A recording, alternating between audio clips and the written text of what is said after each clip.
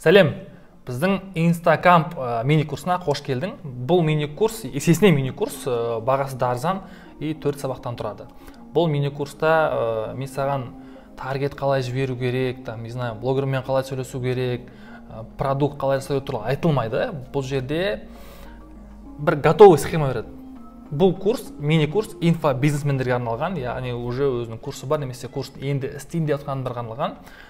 Бұл мини-курста біз саған қалай 5 күнде, то есть 5 күнде 14 мың, бізге енді конкретно 5 күнде 14 мың оқырман 5 миллион 500 мың теңге ақша алып келген воронканы көрсетеміз. Енді ол саған дәлсін әкелмеуі мүмкін, потому что бұл жерде прям біз өте сильный, прям өте мықты лид магнит жасадық. Там таргетқа 350 мың теңгедей салдық. И на выходе 14 мың оқырман и 5,5 миллион теңге ақша таптық.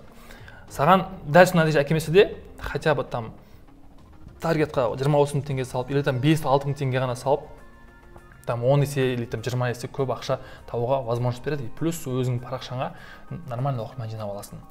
И осы воронканы біз саған осы 4 сабаққа бөліп түсіндіреміз. Бірінші сабақ бұл дайындық, яғни ол воронканы іске қоспастан бұрын, бұл андай қиын воронка емес, бұл Instagram парақшамен связаны воронка, соны дайындық, яғни іске қоспастан бұрын қандай элементтер дайындап алу керек. И воронка ішінде жаңағындай уже, то есть подписчик келгеннен кейін дальше қалай сату керек, этаптары қандай болу керек, соның барлығын 4 сабаққа бөліп айтамыз. Бірінші сабақ только подготовка. Мен қазір сіздерге беретін инструменттарды, то есть дайындықтарды, нені істеу керек екенін сіздер міндетті түрде істеулеріңіз керек. То есть дайындық болмаса, ары қарай сабақты даже жалғастырып қажет емес. Сол үшін 4 сабақ сіздерге 1 айда өсіп береміз. Осы 1 айдың ішінде 4 сабақты алып қолданып, ақша табуларыңызға өте керемет мүмкіндік бар. Ендеше кеттік. Жалпы Instacamp деген біз неге мини-курстың аты Instacamp? Потому что біз осы воронканы қолданған кезде лид магниттің аты Instacamp болатын. Сондықтан сіздерге де советую. Қараңыз, егер, допустим, сізде бір основной курс болатын болса, там бағасы 5 мың теңге, 10 мың теңге тұрады, я? Прямой сату ол нереально, жұмыс жасамайды. Сондықтан сізге холодныйдан немесе басқа жерден аудитория алып келу үшін, сіздің өнімге қызығатын адамдарды алып келу үшін, сізге основной курсыңыздан бөлек бір тегін бір өнім беру керек аудиторияға. Мысалы, айтарлық біз не істедік? Біз марафон жасадық. Марафон ол лид магнит болды. Яғни марафон болды бізде. Бұл лид магнит бізде. LM. Осы марафонды біз жарнама жасау арқылы тегін марафон болады деп, біз осыған блогерлер арқылы плюс таргет арқылы жарнамалап осыған аудитория алып келдік. И марафон қайда болады? Бұл марафон, бұл біздің тегін марафон жабық парақшада болады. Инста парақшада болады.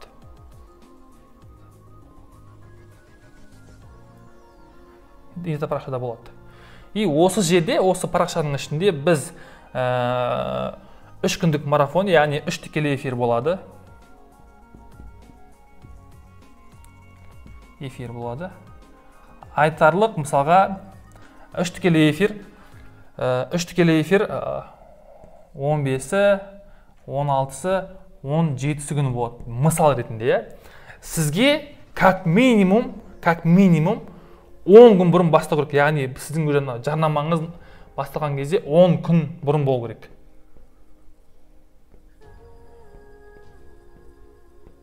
10 күн бұрын басталу керек.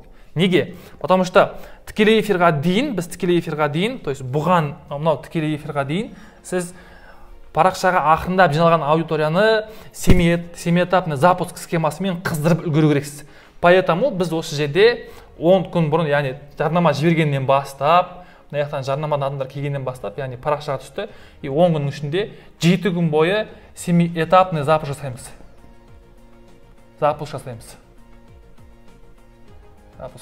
Семиэтапный запуск ол 7 посттан плюс 7 стористен тұрады. Стористен тұрады. Яғни қараңыздаршы, сіз сайт жасайсыз, тегін марафон болады деген, тегін марафон оған керек, не керек? Оған бізге жақсы офер керек. Офер, тегін екенін көрсететін, пайдалы ақпарат беретін, то есть продающий офер керек. Сіз тегін сатасыз. Осы офер арқылы бұлардың бәрін жарнамалайсыз. Яғни блогер мен таргет арқылы жарнамалап, марафоныңызға адамдарды алып келесіз. Адамдарды алып келіп, өзіңіздің инста парақшаңызға тіркейсіз. Бірақ бір неде айтатын нәрсе бар. Сіздің марафон жарнамасын көрген адамдар там баннердан жарнамадан көру мүмкін, видеодан жарнама, таргеттан, блогердан көру мүмкін. Олар сайтқа түскеннен кейін сайттан прямой инстаграм парақшаға түспеу керек. Потому что сайттан прямой инстаграм парақшаға түсетін болатын болса, онда там подписка аз болады. Олар, соответственно, то есть былай істейінші мен сізге. Мынау жарнамаңыздан, таргет блогерден, олар сіздің сайтыңызды, оферіңізді көрді, мынау айтарлық сайт делік. Сайт көрді, и олар одан бірден парақшаға емес, мына жерде ол бірінші WhatsApp-қа түседі.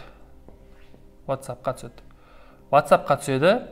WhatsApp-та оған мен тегін онлайн марафонға қатысамын деген, то есть батырман бас, соң WhatsApp-қа түскен кезде WhatsApp-тан оған хат келеді. Сәлеметсіз бе, рахмет, сіз марафонға тіркелдіңіз, марафон мына жабық парақшада болады, парақшаға тіркеліп алыңыз деп, мына парақшаға оны жібересіздер. Парақшаның атауын желательно марафонның атымен қойыңыздар. Мысалға бізде Instacamp деген марафон болды. Біз таргет блогерлар арқылы таргет жарнама жасап, адамдардың бәрін сайтқа кіргіздік, сайттан олар WhatsApp-қа түсті, WhatsApp-тан оларды Insta парақшаға жібердік, жабық парақшаға. Insta парақшаның аты Instacamp болды. И осы жерде бізде уже көрсетіліп тұрды, там осындай күні марафон болады, басталады, датасы осындай деп. И ол басталғанша біз 7 күн бойы оларды қыздырдық. 7 күн бойы қыздырдық. Қазір бұл жерде мынау схемасы кішкене түсініксіз болуы мүмкін.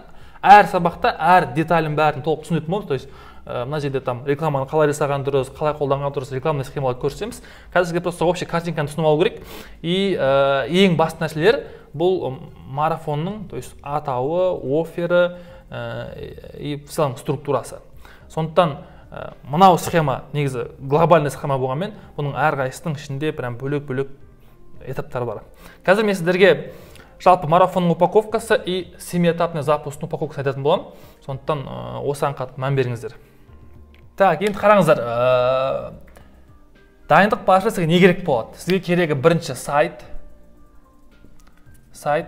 марафон сайты, марафон сайты.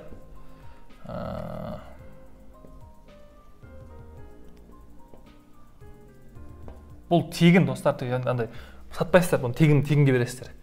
Марафон сайты плюс офер керек.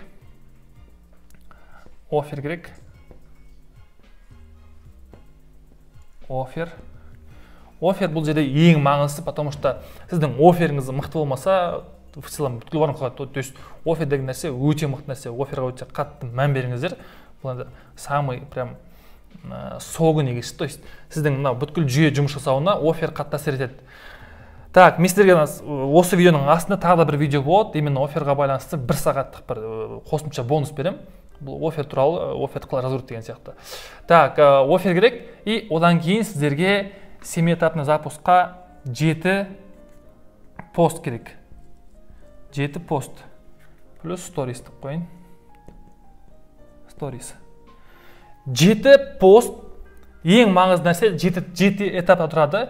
Біріншісінен бастап, алғашқы посттан бастап, сіз айтасыз ол жерде негізгі курстың офер, то есть негізгі сатылатын мынау сіздің лид магнит, бұл полностью сіздің, то есть аудиторияны сіздің болашақ или бар сатылатын курсыңыздың соған қызықтыруға, сатуға жинап отқан аудитория бұл.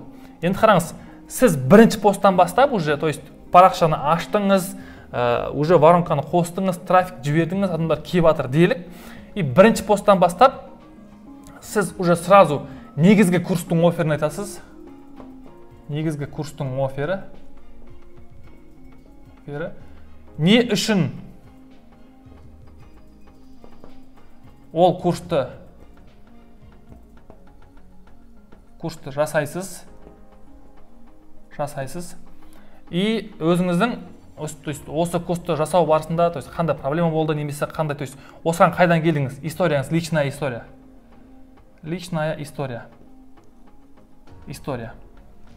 Алғашқы постта сіз бірден уже, то есть қараңыздаршы, мына воронкадан бөлек өзіңіздің парақшаңыздың ішінде тағы бір контентный воронка бар.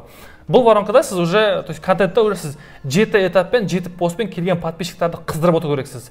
Біріншісінде сразу негізгі курстың оффері, не үшін ол курсты істейін деп жатырсыз, и личная история, то есть осыған қалай келдіңіз деген сияқты. Екіншісінен бастап, екіншісі, үшіншісі, төртіншісі, бесіншісі, алтыншысы, жетіншісіне дейін сізде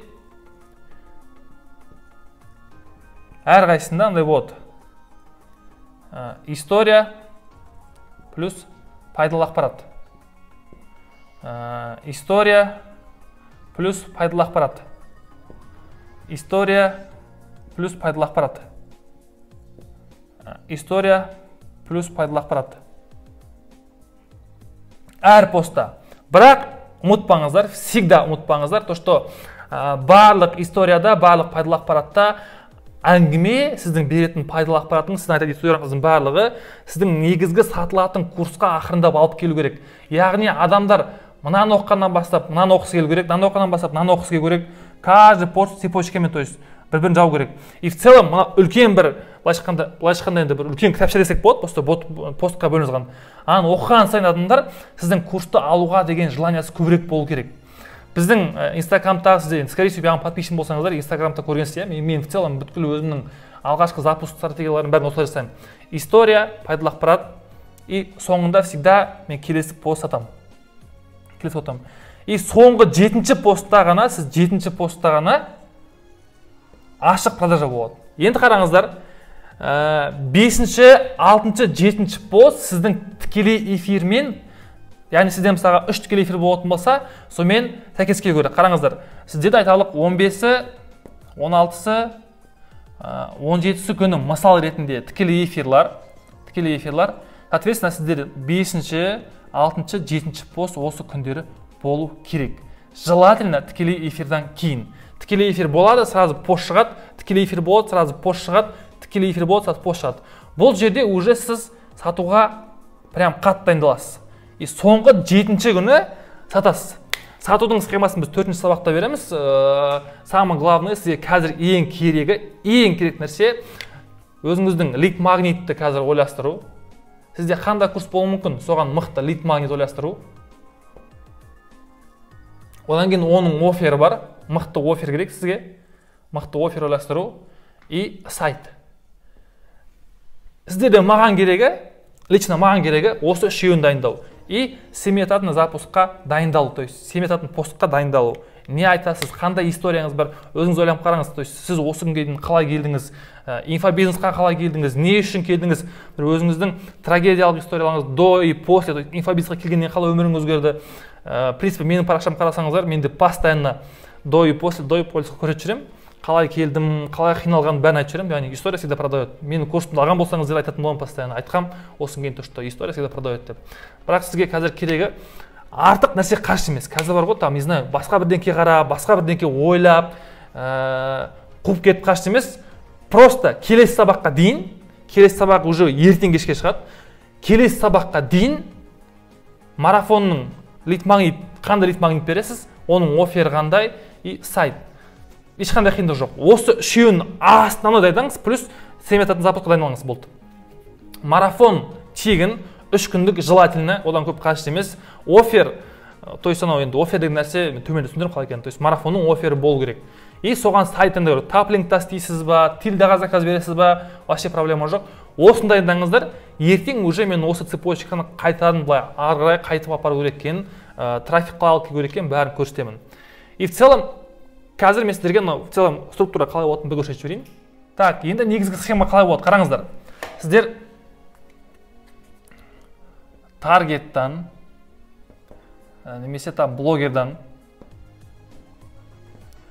жарнама алып келесіздер. Бұл сайтқа түседі, иә? Сайт лид магнитқа. Потом дальше бұдан олар трафик, то есть бұдан келген трафик сайттан дальше WhatsApp-қа түседі. WhatsApp-қа түседі.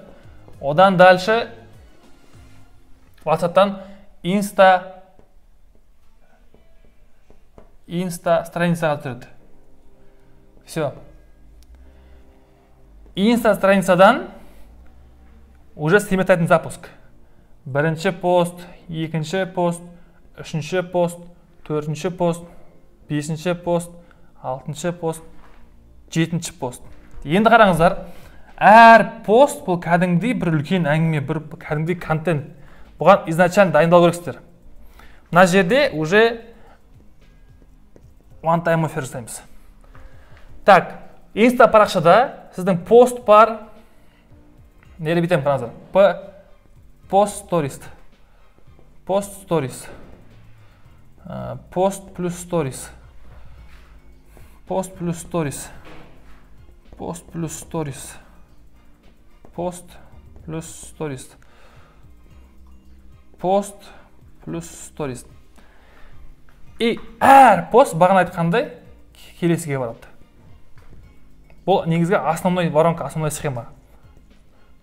Қарасаңыздар, бұл сіздің путь клиента, то есть таргеттан, mesela блогер деген холодный аудитория, холодный клиент сіздің продуктқа дейін қалай келетін жолы бұл. И 5-ші, 6-ші, 7-ші сториста айтқандай тікелей эфир, марафон болады, тікелей эфир, марафон уже. Тікелей эфир.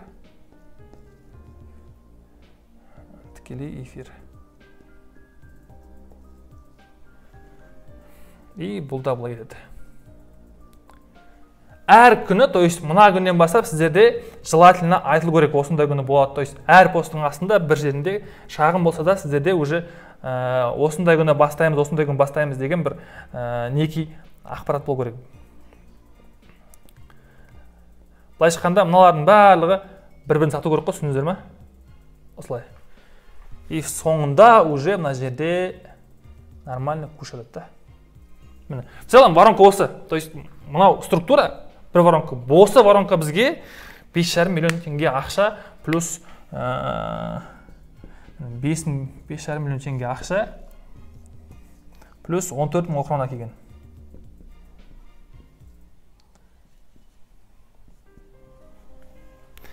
Біз сіздерге беретініміз дәл осы. Қазір сіздерге керегі мынау. Офер. Болды. Осы екеуін дайындаңыздар, основной, и мынаны осыған дайындалыңыздар бір. Ертең біз сіздерге келесі аптада мынаумен қалай жұмыс жасау керек, мынаумен қалай жұмыс жасау керек, одан кейін уже тікелей эфир сату техникаларын береміз. Артық ештеңе жоқ, өте қарапайым, простой, просто осыны дұрыс подача бере алсаңыздар болды. В принципе, осы. Келесі сабақта жолыққанша. Қайырлы күн достар, есімім Досбол, Бақытбай мырзаның таргетологымын. Қазір сіздерге осы Instacamp жобасына қалай 5 күнде сол 14-15 мың подписчикті жинадық, және қандай аудиториялар таңдадым, және қандай видео, фотолар, тексттер пайдаландым, сол туралы ақпаратпен бөлісетін болам. Сондықтан мұқият тыңдап алыңыздар, қажет жерлерін жазып түртіп отырыңыздар. Енді сіздерге таргетті қалай басынан бастап жіберу керек екені туралы ақпарат болмайды, себебі ол ақпараттың бәрі көп уақыт алады. Сіздерге жалпы қалай жіберген дұрыс және қандай аудиториялар, қандай нелер пайдаланған туралы ақпарат болады. Мына жерде біз осындай менде 15 рет жасағам. 15 рет жасағам және күніге әрқайсысына 1000 рубльдан, не обязательно сіз қандай ақша қоятыныңыз, сізге қанша аудитория керек екені, аз қойсаңыз да болады, көп қойсаңыз да болады. Мен осындай бағалар қойғам. Мысалға мына жерде 5700, бұл примерно бұл 35 мың теңге. 35 мың теңгеге мен 2300 клик алғанбыз. 2300 кликтің бағасы осындай болған. Так, енді осыған мен қандай нелер пайдаландым, қандай видеолар пайдаландым. Бірінші аудиториядан бастайын. Аудиториялар мынадай, міне қазір көрсетемін сіздерге, біреуіне кіріп көрсете салайын.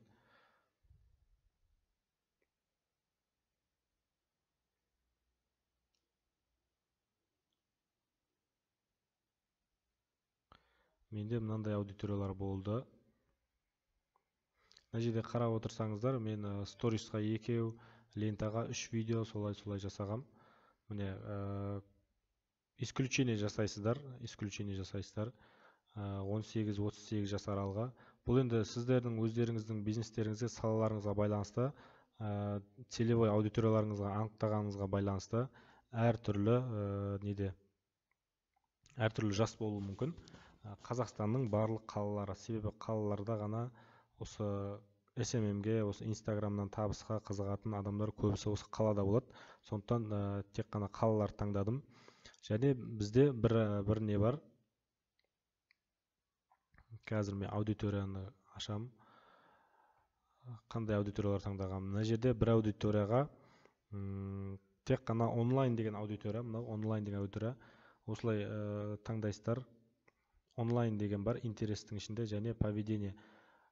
Соңғы 90 күнде немесе соңғы айларда, соңғы 30 күнде осы Instagram арқылы, Facebook арқылы бірдеңе төлем жасап алған адамдар, вовлеченные покупатели дегенде сондай кісілер.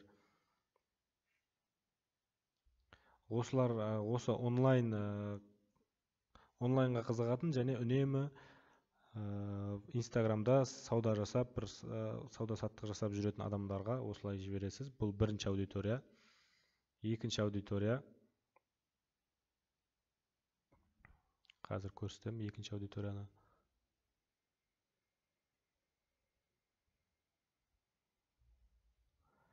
Екінші аудитория менде lookalike аудитория. Lookalike деген сіз сайтқа не қойып қоясыз? Сайтқа пиксель қоясыз. Ол пикселіңізде кірген адамдарды пиксель жазып отырады. Сол жазып отқан адамдарға ұқсайтын аудиторияға lookalike жасайсыз. Сол жазып отқан сізге сайтыңызға кірген адамдарға ұқсайтын адамдарға жарнама жібересіз. Келесі аудитория осындай. Ол lookalike аудитория деп аталады. Бұны жасау үшін сіз жаңағы пикселіңіз болу керек, сайтта қойылған, және сол пиксельдің негізінде осы пользовательский аудитория және lookalike жасасаңыз болады. Сол арқылы осыны жібересіз. Бұл екінші аудитория. Үшінші аудитория. Үшінші аудитория бізде маркетинг деп аталады. Маркетинг және бизнес. Бұл да тоже аудитория осындай. Сосын исключение қоятын себебіміз, біз сіздің сайтқа бір кірген адамға екінші рет жарнама көрінбейтіндей исключение қойсаңыз болады. Енді бизнес және маркетинг аудиториясына предпринимательство деген интерес таңдайсыз. Фрилансер, маркетинг, социальный сетях, бизнес, онлайн поведение. Дәл осы жаңағыларды соңында мыналарды қосып осымен жасасаңыз болады. Бұларды қоспасаңыз да болады, қоссаңыз да болады. Мен қосқандарым да бар, қоспағандарым да бар. Так, бұл үшінші аудитория. Төртінші аудитория общий деп жазып қойыппын. Общий жіберген болуым керек. Қазір көрсетем бұны да. Бұл да тоже общий осы. Lookalike аудиторияны көрсеттім.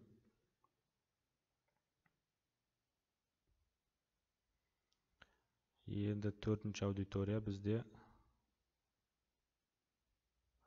Төртінші аудиторияны мен без интереса жібергем. Бұл без интереса деген жоқ, ретаргет деп жазыппын. Ретаргет жіберген мен бұл жерде. Міне.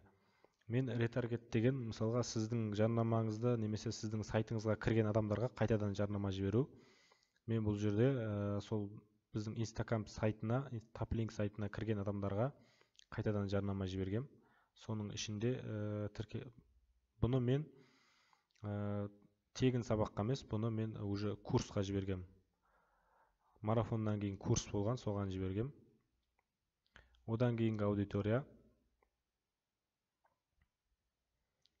Бұл Баке пользовательский аудитория деген Бақытбай мырзаның бұрынғы Инстаграмы қазіргі Sub Education парақшасымен байланысқан. Осы уақытқа дейін соңғы бір жылда Sub Education парақшасына кірген, немесе дайректке жазған, немесе жарнамадан көріп, жалпы барлық Sub Education парақшасымен, Бақытбай мырзаның бұрынғы парақшасы, солмен байланысқан адамдарға жарнама жібергем. Бұл 5-ші аудитория.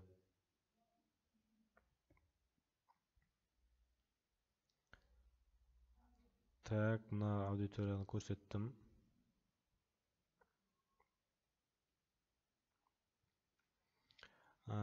Бәке общий деген аудиторияға да жіберіппін. Бұл жерде мен көбінесе студенттерге жібергем. Студенттер осындай студент қыздар красотаға қызығады, деньги, фитнес, удаленная работа, предпринимательство, туризм, футболға қызығатын адамдарға жібергем.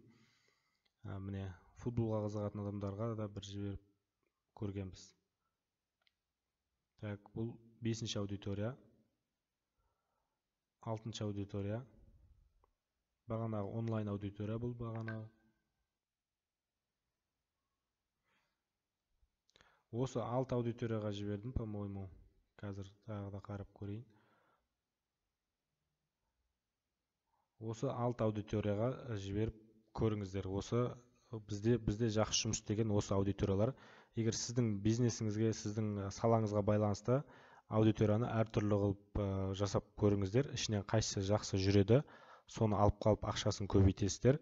Ал жүрмей жатқан жай өшіріп отырасыздар.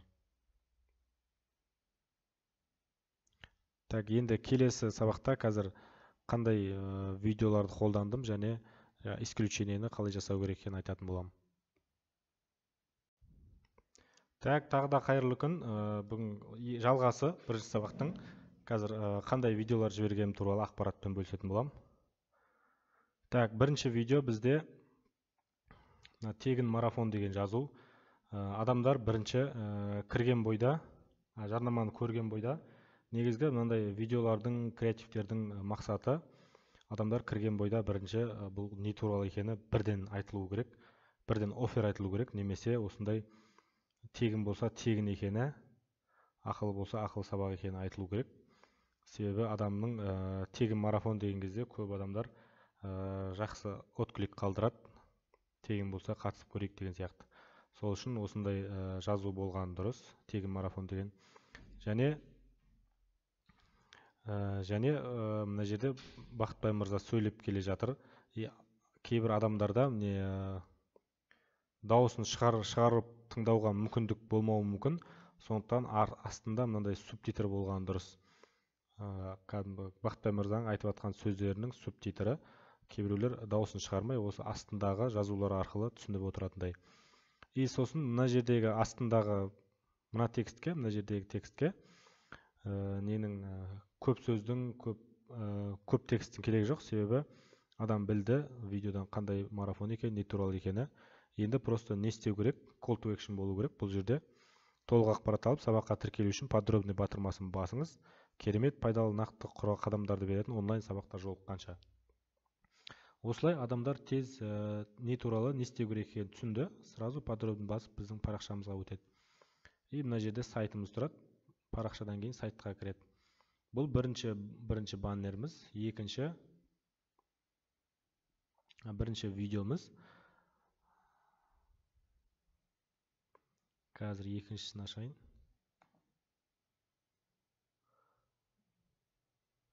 Екіншісі бізде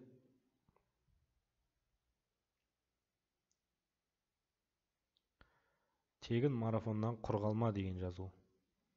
Тоже жаңағыдай тегін марафоннан құр қалма. Бұның өзі адамды итермелеп тұр, марафоннан құр қалма, уақыт шектеулі деген сияқты. Үшінші креатив.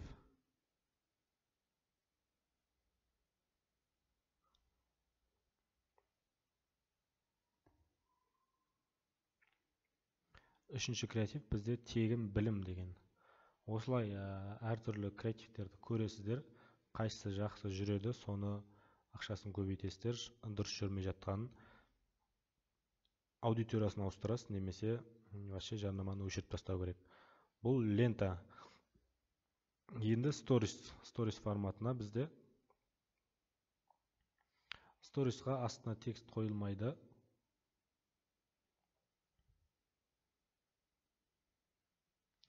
Сторисқа текст қойылмайды. Тоже жаңағының вариантының қысқартылған нақты айтатын түрі свайп жаса деген не болу керек, соңында call to action болу керек. Адамдар тегін марафон екенін түсінді, енді не істеу керек деген кезде уже свайп деген белгі болу керек. Енді 5-ші креативіміз біздің Бақытбай мырзаның. Бұл жерде де тоже Instagram арқылы әркім өзінің табысын тауып жүр. Сен де өзіңнің наныңды жеуге өзіңнің нарықтан орныңды алуға тиіссің деген қысқа әрі нақты. Бұл бізде 5-ші. Осы бізде негізі, мен қазір мына жерден қарай салайын. Так. Бізде қазір қанша не бар екен айтам. Міне осы 5 креативті мен әртүрлі аудиторияларға бөліп жіберіп, осылай жақсы нәтиже болған. Сондықтан осыны жасап көріңіздер. Сіздерде де жақсы нәтиже болады деген ойдамын.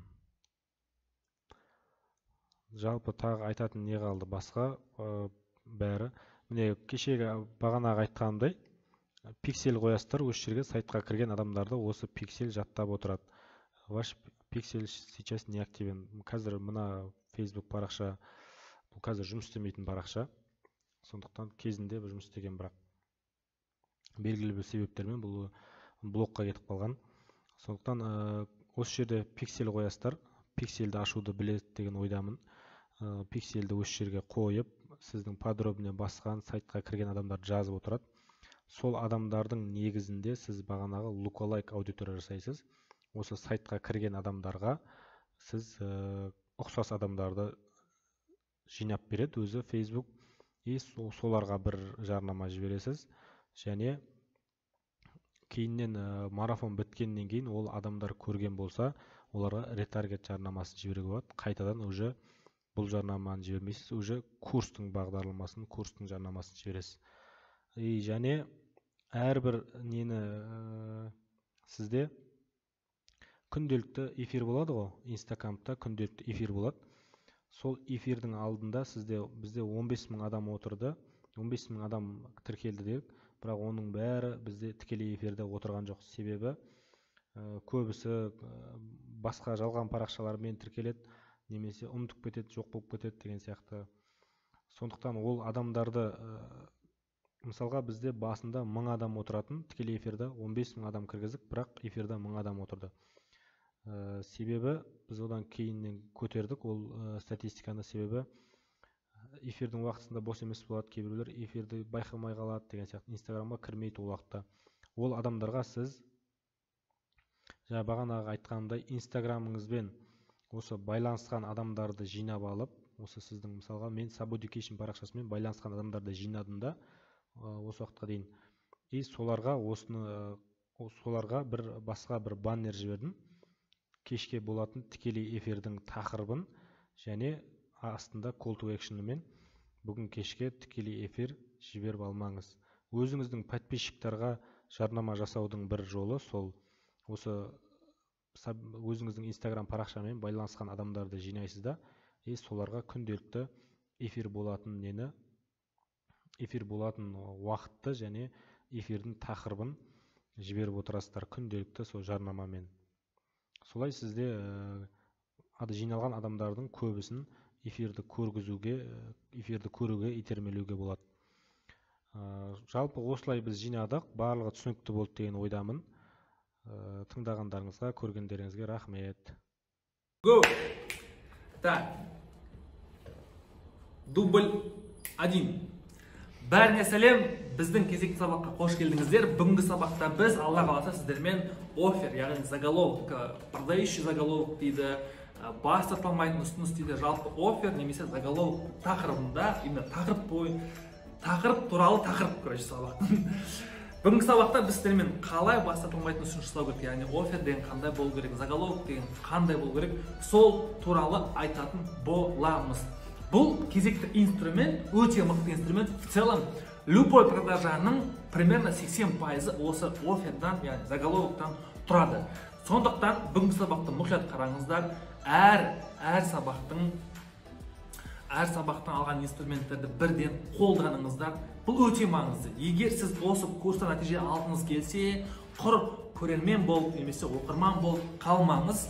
Сіз осы курстан алған білімдерді практикада қолданыңыз міндетті түрде. Егер практикада қолдансаңыз, нәтиже иншалла болады. Жалпы қолдансаңыз, онда мен сізді шынайы жақсы көремін. Сіз красавчиксіз. Ендеше кеттік. Заголовок тақырып, яғни офер. Заголовокта қайда, яғни оферді қайда қолданған дұрыс. Кеттік. Бұл енді көп адам офер деген түсінбей қалуы мүмкін екен. Бұл деген любой, қараңызшы, сіздің өнімнің немесе уникальный предложениеңіздің былайша айтқанда мәтін арқылы ұсынуы, постта жазылуы, сайтта деген сияқты. Офер бас тарта алмайтын ұсыныс. Бас тарта алмайтын ұсыныс дегеніміз, яғни басқадан емес, дәл қазір сізден алуына себеп. Не үшін басқадан емес, дәл қазір сізден алу керек? Осыған сіздің оферіңіз жауап береді. Кеттік. Оферді қай жерде қолданған дұрыс? Сайтта міндетті түрде офер болады, жарнамалық баннерді таргетқа жіберетін кезде, видеода, продающий видео болатын болса, ол жақта да офер болған дұрыс. Просто так, ахоу, менің мынандай өнімім бар, алыңдар деген әңгіме өтпейді. Кәдімгідей бас тартылмайтын ұсыныс айтылатын видео болу керек. Дальше Instagram парақшада, яғни парақшаңыздың биосында қолдансаңыз болады, немесе әрбір постта қолдануға болады. Пост, сторис пост, любой жерде. Короче, қай жерге текст жазуға болады, қай жерде сатуға болады, сату бар жерде офер міндетті түрде болу керек. Заголовкпен бірге, яғни офермен бірге болу керек не бар? Дескриптор. Дескриптор не екенін чуть позже түсіндіремін. Подзаголовок деген бар, оны да түсіндіремін. Және call to action деген түсінік бар, яғни призыв к действию. Оны да не екенін түсіндіремін. Ендеше заголовок жазудың негізгі, яғни офер жазудың негізгі формасын давайте түсініп алайық қалай екенін. Авторы Майкл Мастерсон, яғни бұл әлемдегі ең мықты маркетологтардың бірі, авторы, кәсіпкер. Бұл осы офер жазу бойынша 4U деген формуланы ойлап тапқан адам. И осы 4U формуласын мен өзім бүткіл оферларымда қолданамын. Және шәкірттеріме де сонда кеңес беремін. Бұл формула өте мықты. Яғни сіз өзіңіздің оферіңізді, бас тартылмайтын ұсынысыңызды осы 4U формуласымен қолдансаңыз, мейлі продающий пост болсын, немесе там сайттағы там оферларыңыз болсын, немесе видеода болсын, немесе не знаю, сториста болсын, 4U формуласын қолдану керек. Мысалы айтарлық өнімнің курс болатын болса, курстың тақырыбы бар, астында курстың офері болады деген сияқты. Кожны сағат болатын болса, сағат бар, астында офері бар. Услуга болатын болса, там услуганың аты бар, астында офері бар деген сияқты. Офер барлық жерде болу керек. Кеттік. 4U формуласы неден құралады? 4U формуласы 4U'дан тұрады. Алғашқысы U, яғни полезность. Сіздің оферіңізде пайда, яғни польза болу керек. Уникальность, яғни екінші U, уникальность, ол бірегейлі, яғни бірегейлік болу керек. Үшінші U, ультраспецифичность, яғни ультра ерекше болу керек оферіңіз. Одан кейін төртінші U, срочность, жедел болу керек. Қалай, енді бұның бәрін қалай құрастырамыз деген сұрақ болатын болса, жалғастырайық. Мысалы қараңыз, мысалы офер. Instagram арқылы сатылымды екесе көтер. Реально жұмыс жасайтын басты 4 инструмент арқылы уже ертең табысыңды арттыр деген офер. Бұл бір курстың немесе марафонның офері болуы мүмкін. Instagram арқылы сатылымды екесе көтер. Реально жұмыс жасайтын басты 4 инструмент арқылы уже ертең табысыңды арттыр. Енді дәл осы оферда қай жерде полезность бар, қай жерде бірегейлік, уникальность бар, қай жерде ультра ерекшелік, яғни ультра специфичность бар, қай жерде срочность, жедел деген нәрсе бар. Кеттік, жалғастырайық. Ең бірінші мен сіздерге оферді көріп алдыңыздар, оферді көріп алдыңыздар, жаттап алдыңыздар. Осы жерден қазір мен сіздерге әр U-ды жеке-жеке разбор жасап барып, одан кейін барып, мына офердің ішінде қай жерінде уникальность, ультраспецифичность, полезность, немесе срочность бар екен көрсетіп болады. Кеттік, қараңыздар. Полезность пайдалы. Яғни бұл жерде сіз өнімді немесе қызметті қолданғаннан кейін алатын пайда. Яғни сіздің клиентіңіз, допустим, iPhone-ды алатын клиент болатын болса, iPhone-ды алғаннан кейін алатын, қолданғаннан кейін алатын пайдасы оферді айтылу керек. Уникальность, бірегейлі. Сіздің ұсынысыңыздың басқалардан ерекшелігі немесе артықшылығы уже сіздің оферіңізде айтылу керек.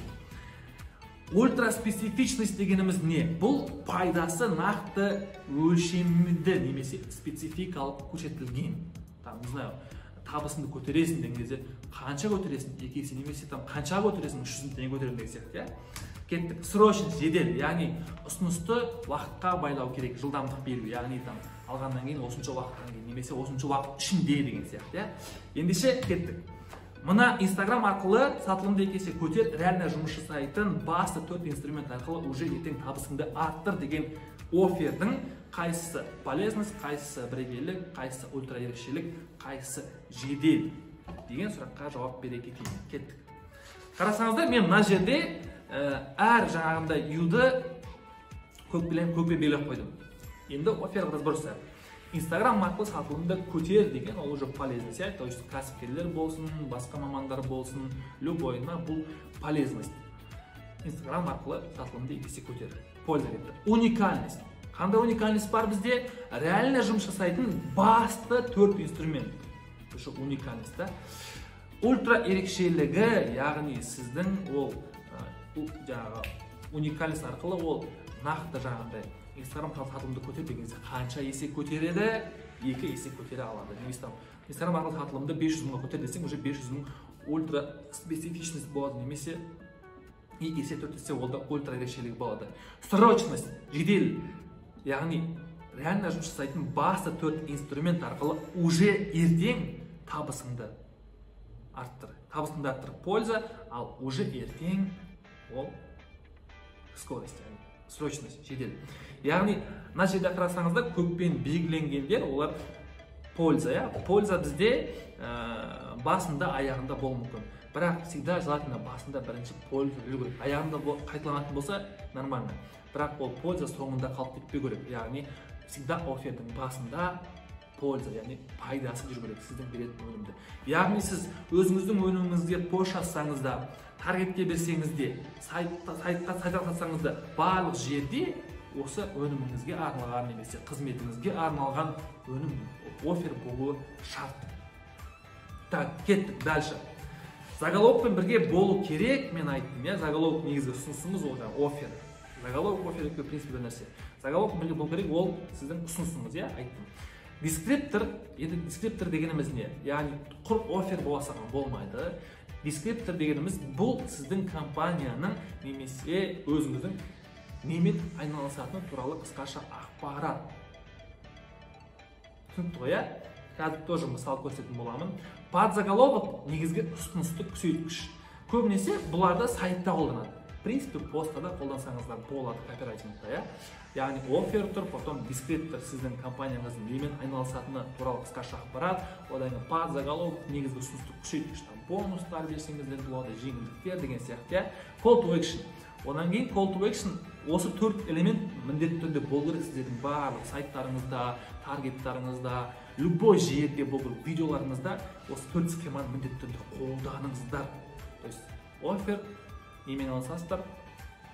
Офферді күшейткіш, яғни негізгі ұсынысты күшейткіш, бонус, сыйлық болуы мүмкін, клиенттің сізге керек мақсатты әрекет жасату, яғни call to action. Call to action там, не знаю, так, қазір мына кнопканы бас, сайтқа өт, тапсырыс бер деген сияқты айтатын боламын.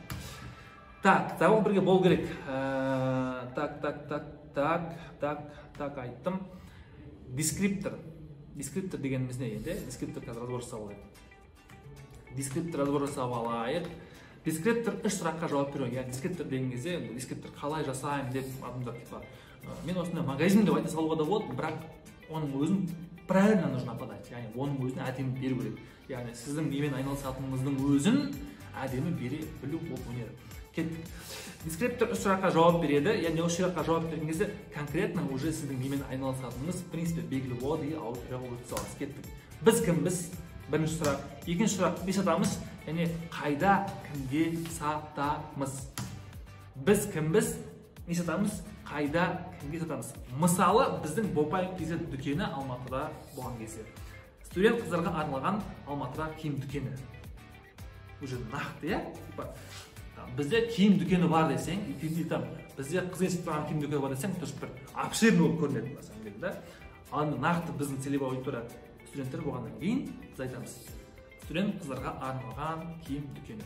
Алматыда киім дүкені. Яғни біз кімбіз? Киім дүкені. Не сатамыз? Киім сатамыз. Қайда? Алматыдағы. Кімге? Студент қыздарға. Міне. Яғни қайда, кімге, кім үшін енді? Қайда, кімге, кім үшін? Студент қыздарға арналған Алматыдағы. Үшінші сұраққа жауап беріп тұр. Не сатамыз? Киім. Біз кімбіз? Біз дүкенбіз. Осындай болды. Одан кейін связка арқылы заголовок жасау деген нәрсе бар. Связка арқылы заголовок, яғни офер бар, оферларға связка қосуға болады. Кеттік та ондай көрсетейін. Связка бір. Егер сіз бұл нәрселердің барлығын сіздер достар түсінбей қалмаңыздар. Постта қолдансаңыз болады, яғни любой посттың басында продающий нәрселер, бұл андай әшейін нәрселер емес, бұлар продающий нәрселер. Бұны сайтта қолдансаңыздар болады, постта қолдансаңыздар болады, таргетта, яғни сіз қай жаққа өзіңіздің ұсынысыңызды тығасыз, сол жаққа осылар міндетті түрде болу керек, яғни офер, дескриптор барлығы болу керек.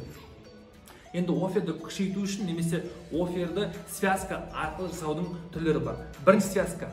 Егер сіз оны айттым ғой, даже продающий видеоға қосаңыз болады. Қараңызшы, примерно видео болатын болса қалай болады. Егер сіз ситуациялық проблема болуы мүмкін, онда и проблеманы шешім бересіз. Яғни, егер сіз, мысалы ретінде қараңыздар, егер сіз қарыздан құтыла алмай жүрсеңіз, яғни, егер сіз деген бастап сөз, одан кейін ситуациялық проблема, қарыздан құтыла алмай жүрсеңіз, міне, егер сіз қарыздан құтыла алмай жүрсеңіз, ситуациялық проблема, онда, яғни, уже онда деген, то есть ситуациялық проблема мен ұсыныстың, яғни шешімнің связкасы онда. Яғни егер сіз қарыздан құтыла алмай жүрсеңіз, бұл жерде ситуациялық проблема немесе целевой аудиторияның проблемасы болуы мүмкін, сіздің өлшенетін проблема болуы мүмкін. Егер сіз қарыздан құтыла алмай жүрсеңіз, онда Instagram арқылы табыс табудың негізгі 4 жолын үйреніп, бір айда қарыздан болсаңыз, яғни связка арқылы офер жазу деген осылай болады. Бұл офер жазудың келесі методы. Тағы бір жолы бар, ол міне қараңыздаршы. Тағы бір жолы, тоже связка арқылы. Біздің анау алдыңғы оферді тоже связкамен күшейтуге болады. Егер сіз Instagram арқылы сатылым кесе көтеріп десең өтпей қалады, реально жұмыс жасайтын басты инструмент. Былай істеуге болады. Егер сіз қарыздан құтыла алмай жүрсеңіз, онда Instagram арқылы табыс табудың негізі 4 жол үйреніп, бір айда қарыздан босаңыз. Енді қараңыздар. Ситуациялық проблема немесе онда дегеннің орнына тек қана сразу офер тықсаңыз болады. Ситуациялық проблема мұнда сразу сатылым аз ба. Сатылым аз ба. Instagram арқылы некесі көтер, реально жұмыс жасайтын басы 4 инструмент арқылы уже ертең табысыңды арттыр. Түсінікті ғой, Дальше кеттік. Связка 2. Уәде немесе гарантия арқылы офер жасау. Кеттік. Бір айда мен табысқа шығасың, немесе ақшаны қайтарып беремін. Сильно, да? Мықты офер, негізінде мықты деді бұл нәрсе. Бір айда мен табысқа шығасың, яғни уәде, немесе ақшаны қайтарып беремін. Гарантия. Яғни уәде мен гарантияны қосқан кезде тоже мықты офер жасауға болады. Мысалы, допустим, Додо пиццаның офері осындай. Пиццаны 30 минутта жеткізіп береміз, немесе тегін аласың. Пиццаны 30 минутта жеткіземіз, ол уәде, связка немесе тегін аласың. Уже гарантия. Яғни бұнда сіздердің оферлеріңізді қолдансаңыздар болады. Заголовокта қолдануға болмайтын сөздер бар. Яғни сіздердің мәтіндерінде, продающий мәтінде қолдануға болмайтын сөздер бар. Олар қандай сөздер? Кеттік. Мысалы, қысқа мерзімде өте сапалы сайт жасаймыз, гарантия бар. Болмайды. Мынау офер не о чем? Бұл офер деген нәрсе, айттым достар, сіздердің сатылымдарыңыздың 80%-ын осы офер құрайды. Пост жаз, таргет жібер, видео болсын, мысалы, допустим, видеоға шығып, қысқа мерзімде өте сапалы сайт жасаймыз, гарантия бар десең, кім алады оны? Сол үшін, қараңыздаршы, қысқа мерзімде өте сапалы сайт жасаймыз. Болмайды. Қысқа мерзімде өте сапалы сайт жасаймыз, бұл паразит сөздер қолданбау керек. Гарантия бар. Қандай гарантия ол? Түсінсіз да? То есть, қысқа мерзімде деген қандай ол? Өте сапалы деген қандай ол? Гарантия қандай гарантия? Поэтому, ол былай болу керек. Конверсиясы, то есть сайттың нәтижесі қаншадан кірді, қанша сатып алды деген, то есть конверсиясы дейді. Конверсиясы минимум 15% болатын сайтты 3 күнде жасап береміз. Келісім шарт бойынша немесе келісім шарт бойынша ақшаңызды қайтарамыз. Егер осындай видео болатын болса, конверсиясы минимум 15% болатын сайтты 3 күнде жасап береміз, немесе келісім шарт бойынша ақшаңызды қайтарамыз.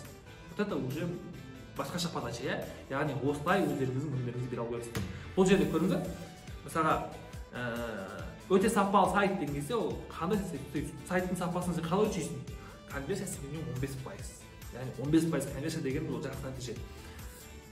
Қысқа мерзімде деген ол қанша уақыт? 3 күнде дейді. Хотя біздің таблингпен біздің мамандар сайтты төрт асқақта істейді ғой. Так, болады 3 күнде жасап береміз дейді. Нарық ұсынысы. гарантия қандай гарантия? Келісім шарт бойынша ақшаңызды қайтарамыз. Вот, то есть біріншіден қарағанда екінші әлдеқайда дұрысырақ, бұны барлық жерде қолдануға болады. Так, тағы бір мысал, бізге ремонтты жылдам әрі қолжетімді, біз сізге ремонтты жылдам әрі қолжетімді жасап береміз дейді. Қалай? Қандай ремонтты? Жылдам деген ол 5 күн ба, 10 күн ба, или 1 күн ба, тоже непонятно. Қолжетімді деген ол немен салыстырғанда? Поэтому, міне, ремонт жылдам, қолжетімді, ол түсініксіз. То есть, нақтыланбаған. Бұндай сөздерді сіздердің заголовкта оферда қолдануға болмайды. Дұрысы, үйіңізге евроремонтты, ремонтты дегеннің аты қандай ремонтты түсініксіз ғой, евроремонтты. Жылдам, қанша жылдам деген ұзақ понятие ғой, жылдам деген кезде 15 күнде. Қолжетімді деген қалай? 30% жеңілдікпен. Яғни үйіңізге евроремонтты 30% жеңілдікпен 15 күнде жасап береміз деген ұсыныс, ол же более точный, клиентке прям конкретно целевойға ұрады. Яғни қандай ремонт, евроремонтты жеңілдік бар ма? Бар, 30% жеңілдік бар. Қанша күнде жасап бересің? 15 күнде жасап беремін. Точно прям оның проблемасын жабады, иә? Сондықтан достар, заголовкты қолданған кезде, осы заголовок жазған кезде қолданбайтын сөздерді алып тастаңыздар. Мынау сабақта өте маңызды. Бұл сабақтағы сөз қарапайым сөздің өзі сіздің продажаңызды көтереді да. Сол үшін мен ойлаймын, каждый мелочқа мән беру керек. Негізі кәсіпкер, маркетолог, ол каждый сөзге мән беру керек. Сол кезде оның ұсынысы всегда өтімді болады. Назарларыңызға рахмет. Бүгінгі сабақ осы. Тапсырма. Бас тағылмайтын өзіңіздің бүгінгі сабақтың структурасының негізінде барлық инструменттарды, фишкаларды қолданып, реально жұмыс жасайтын, бас тартуға қиын, мықты керемет пост жазыңыз, немесе сторис салыңыз, немесе видео түсіріңіз, немесе жалпы аудиторияға беріңіз. Өзіңіздің өніміңізді дұрыстап офер жазып ұсыныңыз. Ұсынған кезде де мен ойлаймын, просто так жібере салмай, zaten пакет қосып берген дұрыс. Яғни баннер жасаңыз. Былай істейікші. 4 канал қолданыңызшы. Пост, сторис екеуі бар, иә? Бірінші конкретно офер жазбаңыз, конкретно мықты офер жазып алыңыз. Осы сабақтың негізінде. Одан кейін сол пост, сол оферіңізді постқа қосып салыңыз, бір пост салыңыз, сторис салыңыз. Одан кейін сол оферді, яғни блогерден жарнамалыңыз, өзіңіздің өніміңізді, қызметіңіз, сіз немен алыңыз, соған байланысты, блогерден жарнамалыңыз, и блогер жарнамалған кезде осы оферді айтып барып жарнамаласын. Таргет жіберіңіз, желательно уже видеода оферларыңыз түгел жағып, заголовоктарыңыз барлығы бол керек. Бірақ естеріңізде болсын достар, таргеттан келген трафикті WhatsApp-қа жіберіп, қажет емес сайттарыңыз болуы маңызды. Келесі сабақта жолыққанша, Алла қаласа, әлі бірталай мощный инструменттер береміз. Сіздермен бірге болған мен Бақытбай Сабырбеков. Назарларыңызға рахмет, пайдалы білім болсын. Сәлем достар, бүгін біз парақшаның упаковкасы жайлы айтамыз. Бұл өте ең маңызды сабақтардың бірі, себебі клиент ең бірінші көрген кезде сіздің парақшаңыздың упаковкасын көреді. Сондықтан бұл сабақтағы алған білімді сразу бірден жазып алыңыздар. Желательно блокноттарыңыз болса, блокноттар түртіп отырыңыздар. Ең бірінші, ең маңызды нәрсе ол нейминг, иә? Мысалға айтарлық, сіздің парақшаңыз, Instagram парақшаңыз болатын болса, мысал ретінде, парақшаның атауы нейминг. Нейминг өте маңызды. Желательно ол андай өйтіп, қалай айтсам болады, собачка, нижний пробел, собачка, Ахмет, нижний пробел, точка, бірдеңке, там 89 дегендер болмайды. Мүлдем алып тастаңыздар болады. Мен жалпы подписчиктарды, өзім подписчиктар көп көремін, адамдар аккаунтның атауы вообще непонятно. Ішінде 3-4 пробел жүреді. Бизнестің атауы пробел, там X бірдеңе, пробел 91 деген сияқты. Ол болмайды, мүлдем қажет емес нәрсе. Ең маңыздысы, жалпы брендингта өте маңызды нәрсе бар. Минимум 4, в среднем 6 символдан тұру керек. Яғни Bopay, One Store деген сияқты. Яғни ұзақ сөз болмаған дұрыс. Желательно нейминг деген ол сіздің бірақ сөзден тұратын болатын болса, в конце .kz қосуға болады, немесе точка қоспасаңыздар да болады. Ең бастысы тез жатталатын және оқуға ыңғайлы. Адам бірден визуально қарау жеңіл и оқу жеңіл. бұл не үшін ондай болу керек? Себебі қалай айтсам болады, инстаграм парақшаларыңыз қандай деген кезде бірдеңе нижний пробел 94 точка kz айтып тұрмайсыздар ғой. Яғни бірақ сөз қысқа болу керек. Қысқа нұсқа болса айту жеңіл. Жалпы оны сіздердің брендтеріңізді, компанияларыңызды, парақшаларыңызды адамдар көрген кезде бірден есінде қалатындай болған дұрыс. Ендігі парақшаның атауы кетті. Енді одан кейін тұратын поисковая строка. Поисковая строка деген Google-ды білесіздер, Google-да мысалы сіздер бір сөз жазып іздесеңіздер, допустим, купить женскую одежду дейтін болсаңыздар, онда бірнеше компаниялардың, то есть магазиндердің сайттарын шығарып береді. Инстаграмда тура солай. Инстаграмда адамдар поискқа жазған кезде, например, одежду купить Алматы, не знаю, там товар для дома, посуда деп іздейтін болса, Инстаграм осы жерде жазылған сөздер бойынша, яғни ол адамға сұранысын тауып береді. Айтарлық, егер мен видеограф Алматы дейтін болсам, именно кімнің аккаунтында осы жерде видеограф деп жазылып тұр, сол адамның аккаунтын маған шығарып береді. Ондан бір көп болуы мүмкін, бірақ енді кімнің аккаунты жақсы, сонысын шығарып береді да. Сондықтан дәл осы жерде сіздер өздеріңіздің бизнестарыңыздың мынандай сұраққа жауап берулеріңіз керек та. Менің клиентім мені қалай іздеуі мүмкін, қандай сөздермен іздеуі мүмкін, иә? Бізде, например, бутик женская одежда болғаннан кейін, скорее всего, бізде адамдар іздесе женская одежда Алматы деп іздейді. В основном. Егер SMM маман болатын болсаңыздар, қазақша SMM деп іздеуі мүмкін, SMM деп іздеуі мүмкін, немесе маркетолог деп іздеуі мүмкін. Яғни ключевой сөздерді алып, осы жерге қойып қоясыздар. Бұл сіздерді білмейтін клиенттеріңіздің сіздерді табуына өте жақсы ықпал етеді. Одан кейін уже мына жаққа сіздер описание кетеді, яғни о вас информация кетеді. Бұл жерде алдыңғы сауаттар айтылған UTP, яғни UTP-ны жазу керек. Мына әрбір сөздің алдына артына смайлы қойып қажет емес, ол өте ерсі көрінеді, уже ондай бір шеттен шығып кеткен нәрсе. Лучше көп смайлы қоймай, смайлікті қойсаңыздар басына ғана қойыңыздар, болмаса смайліксіз-ақ өздеріңіздің UTP-ларыңызды, ерекшеліктеріңізді, ерекше ұсыныстарыңызды осы жаққа жазып қойсаңыздар болады. Одан кейін соңғы мәселе, көп аккаунттардың мына түбінде ссылка болмайды. Кешегі разбор кинолардың көбісінде де болды, анау парақшасы тұр, әдемі, бәрі жақсы, контент күшті, бірақ заказ берейін десең, мына жақта ссылка жоқ та, ссылка. Бұл ссылка болу керек. Ссылка міндетті түрде болу керек, яғни адам уже қазір халықтың бәрі Инстаграмға үйреніп алды ғой. Инстаграмға кірген кезде, мысалға байланысқа шығу үшін через дайрект жағамын немесе номеріңіз мындай жоқ, оған прямой WhatsApp-қа ссылка қойсаңыздар, осы жерге WhatsApp-қа ссылка қойып енді барлықтарыңыз білесіздер деп ойлаймын, ол дым қиындығы жоқ. В целом біз мынау сабақтың астында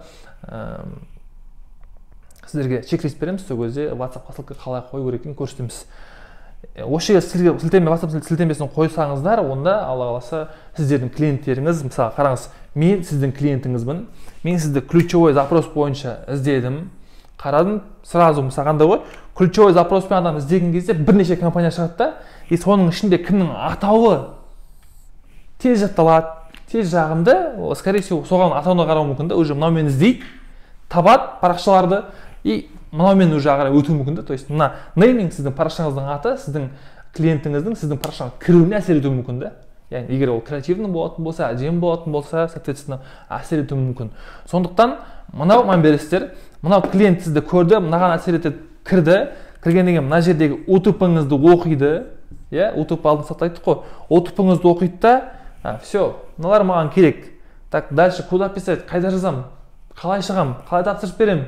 Сұрақ болған кезде мына сілтеме уже ол сұраққа жауап береді. Все, осы жерде уже клиенттің болі проблема шешіледі. Одан кейін ағарай уже келесі сабақта айтамыз, визуал деген нәрсе бар. В целом мынау парақшаның ең маңызды нәрсесі. Қарапайым нәрсе ғой негізі. Любой адаммен танысқан кезде, мысалы адамды іздейсіз, бірінші іздейсіз, танысқаннан кейін атын сұрайсыз да, оны. Мынау іздеу, мынау аты. Одан кейін ол адам сізге не ұсынады, соны қарайсыз. Ұсыныс нормальный ма, жақсы. Дальше енді қалай оплата қалай жасаймын, или қалай келісеміз деген сияқты сұрақтар, то есть поэтапно, иә, ол кезде мынау болу керек.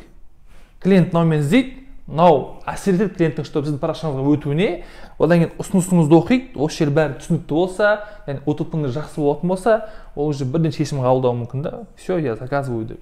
болды. Либо заказывай, либо записываюсь, либо там тіркелемін деген сияқты. Бұл өте маңызды нәрсе. Жалпы мына нәрсені неймингті қалай істейміз деген проблема мүмкін. Мен парақшама атын ойлап таба алмай жүрмін, не істеймін, қалай істеймін деп менен жеке бір кеңес. Біз компанияларымыздың атын нейминг қоятын кезде біз бірінші жаңағыдай алдыңғы сақта айтылған конкурентный анализ істейміз. Конкурентный анализ істейміз, целевой аудиторияны анықтаймыз, одан кейін бар уже соларға жақын ключевой сөздердің бәрін аламыз дағы, солардан бір ортақ бір сөз шығаруға, екі сөзді біріктіріп бір жаңа сөз шығаруға, болмаса бар сөздің өзін бренд қылдырып жүре тырысамыз. Яғни оған бірнеше сөзді бүйтіп бөлек допустим, қараңыз, мысал ретінде One Store деген екі сөз ғой негізі. Қараңыз, One Store деген бізде магазин бар, One Store. Қараңыз, біз оны осылай onestore.kz деп қойдық. Ал оны егер нормал қарапайым адам болмаса, былай қою мүмкін да, қараңызшы. One нижний пробел store.kz деп қою мүмкін да. Енді қараңыз, қайсы әдемі, мынау әдемі ме, әлде мынау әдемі ме? Вопрос. Егер нормальный дұрыс брендинг ол мынандай болу керек та, то есть бір оқығанға бірге бір сөз, уже One Store деген уже бір сөз болып кетті. А мына жерде бөлек қойып қойды, адамдар уже түсініксіз кішкене қиындау, жаттауға қиындау, визуально қиындау. Сол үшін екі сөз біріктіретін болсаңыздар, онда осылай, то есть екі сөзден целом бір сөз шығара салу керек та. Ол ешқандай не жоқ, мысалы заңмен бекітілмеген екі сөзді біріктіруге болмайды, ондай әңгіме жоқ. Ол сіздің просто мышлениеңіздің ойлау деңгейіне байланысты да. Так что сәттілік, мынаны әдемі толтырып алыңыздар. Сабақ тапсырмасы да сол, парақшаңызды, неймингті, вообще мен ойлаймын, жалпы біздегі Инстаграм әлеміндегі бизнес иелерінің барлығы парақшаларын дұрыс қойса, өзіңіз ойлап қараңыз, кез келген үлкен бизнесті қарасаңыз, мынандай парақша жоқ, мынандай парақшалар бар, мынандай жоқ та, ешқайсысы неймингті.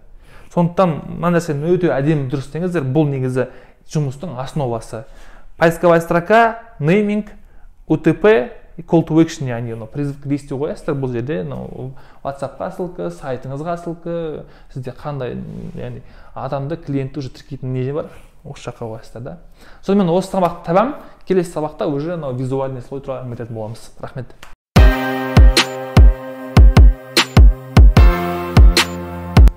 Сәлем достар, қалдарыңыз қалай? Бүгін бізде екінші сабақ упаковка жайлы болмақ. Мына жерге біздің қазір Bopay.kz парақшасын видео скрин шығарып қоямыз. Соны талдайтын боламыз. Одан кейін сіздерге жалпы упаковка деген не? Қараңыздар, біз ойлаймыз, упаковка деген ол Инстаграммен ғана бітіп қалады деп. Негізінде олай емес. Упаковка деген нәрсе сол Инстаграмды жүргізетін адамнан басталады. Яғни оның білімнен, ойынан, жүріс-тұрысынан, іс-әрекетінен басталады. Одан кейін барып сол упакованы адамның нәтижесінде Инстаграм тура солай болады. Яғни Инстаграмның упаковкасы прямой сіздің отраженияңыз. Адам егер салақ болатын болса, адам егер өзіне қарамайтын болатын болса, адам егер білімсіз болатын болса, онда соответственно Инстаграм парақшасы дәл солай сауатсыз жүргізіледі. Сондықтан упаковканы ең бірінші өзімізден бастағанымыз дұрыс болады. Яғни дұрыс білім алу, дұрыс оқу, дұрыс бағытта даму, айтарлық копирайтер болатын болса, и копирайтер әлсіз копирайтер болып, при этом оның посттарында жазған мәтіндерінде қате болатын болса, мәтіндері өтімсіз болатын болса, сол посттарынан қарап адамның өзінің қандай екенін біліп отырады клиенттері. Сол үшін упаковканы бірінші өзімізден бастағанымыз дұрыс болады. Енді біз Bopay.kz-тің упаковкасын қалай жасадық жалпы?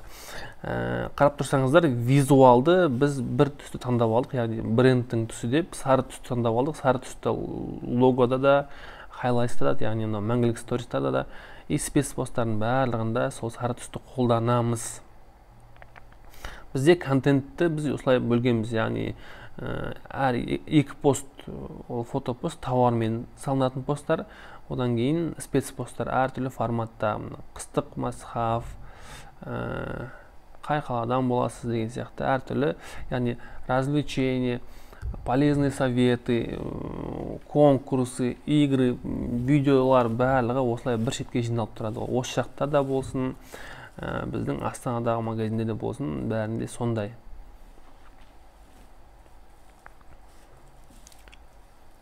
мінекейіңіз. Астанадағы магазиндар дәл осындай. Бұл не үшін?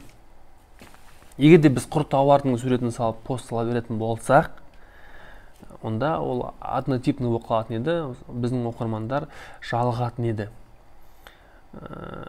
Магазиннің клиенті болсам ба, болмасам ба деп ойланып жүрген оқырмандар қаншама бар, иә.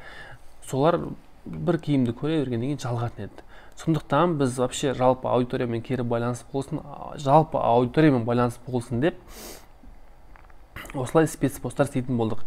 Спецпост дегеннен кейін ол мынау визуалды әрлеуі бұзылып кетпеу үшін 2 пост тауардың суреті, 1 пост спецпост. 2 пост тауардың суреті, 1 пост спецпост. Яғни кезегіместен кезде осылай визуалды әдемі болып шығатын болды.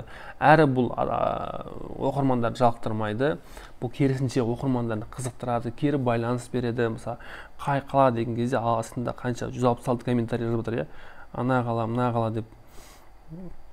Әртүрлі сұрақ қоямыз, викторина өтамыз, соның барлығында адамдар кері байланыс береді. Яғни олардың дүкенмен арасында бір связка пайда болады. Одан кейін оларға товар көрсетсең, уже байланысы бар, таныс дүкеннен товар күлгенде әсер болып, сатып алуы, покупка істеуі кішкене көбірек болады. Енді қараңыздар, поисковая система түсіндірдік қояды, тағы да бір қайталап өтейін. Бізде женская одежда Алматы деп тұрған жерде бұл жалпы Инстаграмның поисковая системасы. Контекстный реклама білетін болсаңыздар, контекстный реклама Google-ға адамдар қандай сөз жазса, сол сөзге сай сайттарды, мысалға купить женскую одежду в Алматы деп жазатын болса, соған сай сайттарды немесе тауарларды шығарып береді. Инстаграмда дәл солай. Мысалы, қараңыз, бүйтеміз да біз фотограф Алматы десек, көріңіздер ме, міне именно фотограф Алматы деп ключевой сөз жазылған жерінде сол запрос бойынша шығарып береді. Міне осылай шығарып береді. Яғни бұл жердегі сөз тікелей әсер ету керек сіздің целевой аудиторияңыз сізді қалай іздейтініне. Қараңыз, біз жазсақ болады, пальто, куртки деп, немесе аяқ киім деп. Бірақ бізде ассортимент өте көп болғаннан кейін, жалпы женская одежда деген ұғымды біз толық қамтығаннан кейін, біз женская одежда деп жаздық. Өйткені адам женская одежда іздеп кіретін болса, ол өзіне керек нәрсенің бәрін таба алады бізден. Ал егер сізде толстовка ғана болатын болса, сізге женская одежда деп жазып қажет емес. Толстовка деп жазыңыз. Өйткені сізге женская одежда деп адам примерно көп нәрсе іздеп кіруі мүмкін, бірақ толстовканы ғана көреді, одан кейін, соответственно, көңілі қалады. Сол үшін женская одежда, толстовка, яғни сіздің ключевой сөзіңізді өзіңіздің толыққанды анықтап алыңыз. СММ маманы деп іздеуі мүмкін, бірақ сіз копирайтинг қана істейтін болсаңыз, опять же, клиенттің көңілі алып қалады. Сол үшін нақты ключевой сөздер жазып қойыңыз. Вот сізде бар нәрсені и клиент келсе сол нәрсенің барлығын таба алатын болса, соны жазып қойыңыз. Одан кейін жалпы психологиялық тұрғыда қарау керек. Келесі уже био описание дейді ғой, соған қарау керек. Психологиялық тұрғыда сіздің оқырмандарыңызға, сіздің клиенттарыңызға жалпы не маңызды? Мысалға, магазин болғаннан кейін, магазиннің атында кім тұрғаны, оның адресі қандай, қай уақыттарда жұмыс жасайды, тағы қандай филиалдары бар, доставка бар ма, жоқ па. В целом, үлкен магазиндардың оқырмандарына осы нәрсе қызық екенін біз зерттеп білдік. Сондықтан бұл жерге биоға менің жеке парақшамды қойып қойдық, шағымдар бойынша. Яғни бұл магазин пустой место емес, бұның артында адам бар, бұған шағымдан аласыздар деп біз көрсетіп қойдық. И бұны қойғаннан кейін аудиторияның лояльності әлдеқайда өсті. Яғни адамдар маған дайректқа жаза бастады. Мына жерде былай істеңіздер дұрыс болатын еді, мына жерде мынандай болды, мына жерде мынандай болды. Бұның беретін сізге екі преимуществосы бар. Біріншісі, адамдар жақтан кері байланыс. Яғни сіз білесіз компанияңыздың немесе магазиніңіздің жалпы бизнестің қай жерінде қандай қателіктер болып жатқанын клиенттің көзімен қарай аласыз. Екіншісі, лояльность, жаңағы аудитория сенімді болады. Аудитория сізге сенетін болады. Яғни бұның артында кім бар екені түсініксіз, белгісіз болатын болса, жалпы парақшаның артында білмейтін болса, онда кішкене сену қиын. Ал егер оның артында реальный адам тұратын болса, онда сенуге болады.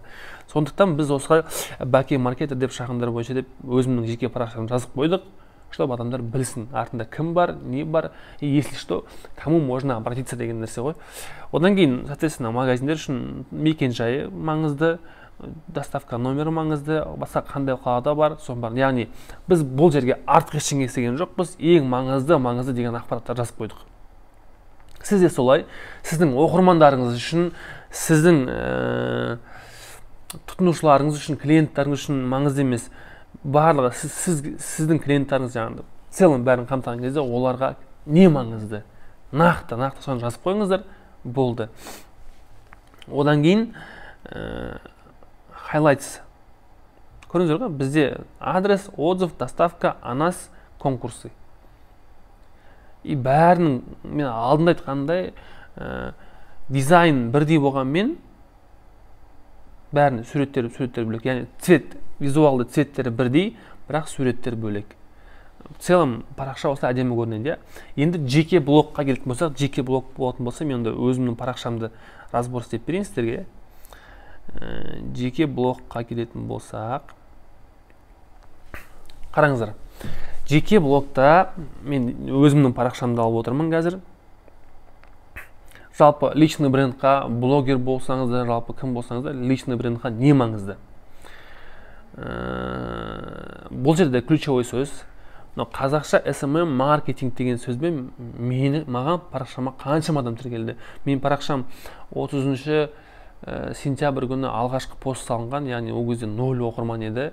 Одан бастап қазір 10.800 болды.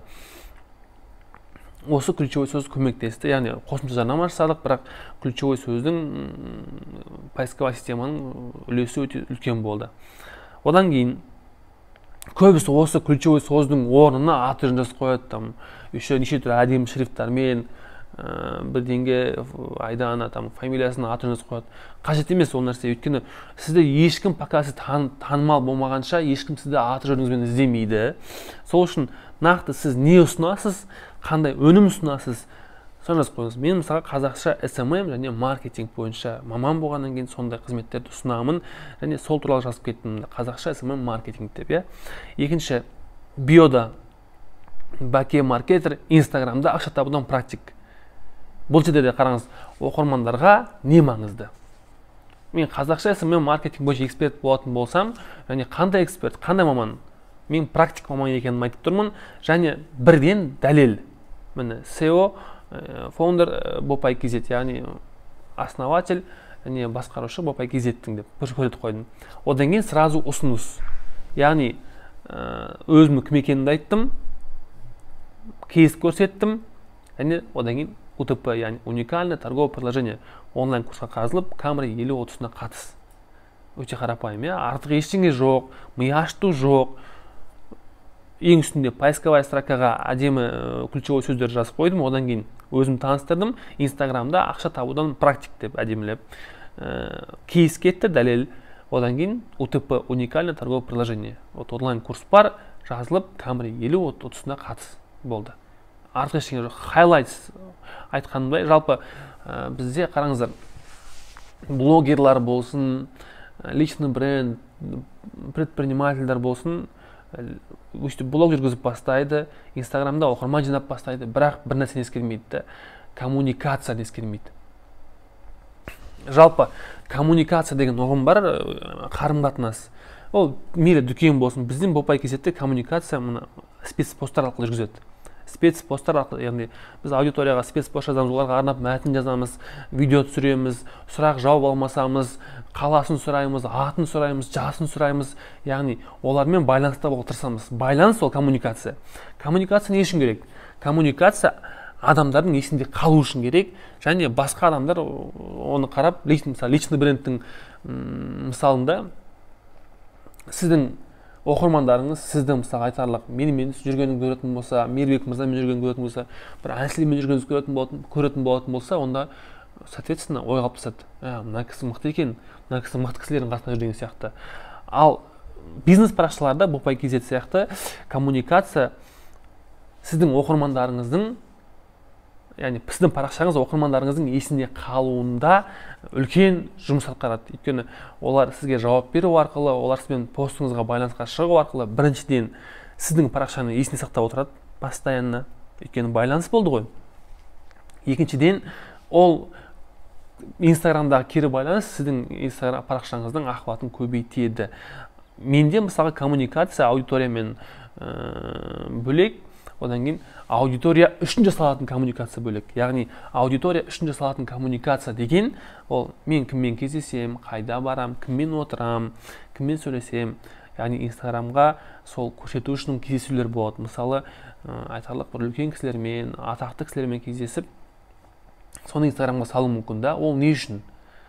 Ол аудитория соны көріп, Бақытбай мырза деген мына кісімен жүр екен, значит бұл кісі мықты кісі деп тәнті болу үшін. Яғни аудиторияның сізге деген сенімін, құрметін арттыру үшін, түсінікті ма? Сол үшін мысалға хайлайтста көп адам жасамайды ол нәрсені, бірақ мен істеп қойдым. Орта деген хайлайтс бар. Ол жерде мысалға мен кімдермен жүрмін, жалпы кімдермен туралы әңгіме айтты. Өркет мырзаның Португалиядан алып келген сыйлығы. Алла разы болсын. Ербек мырзамен жүргенім, блогерлермен туралы айтқаны, Айым ханым айтқаны. Сол сияқты, яғни мен туралы кім не айтты, атақты адамдардан, немесе мен кіммен кездестім, тоже белгілі адамдардан, әлеуметтік желіде кішкене аты бар адамдар, соларды мен осы жаққа салып отырамын. Не үшін? Тағы айтам, менің коммуникациям сонда адамдармен жақсы екенін оқырмандар көру үшін. Бұл да упаковканың бір түрі.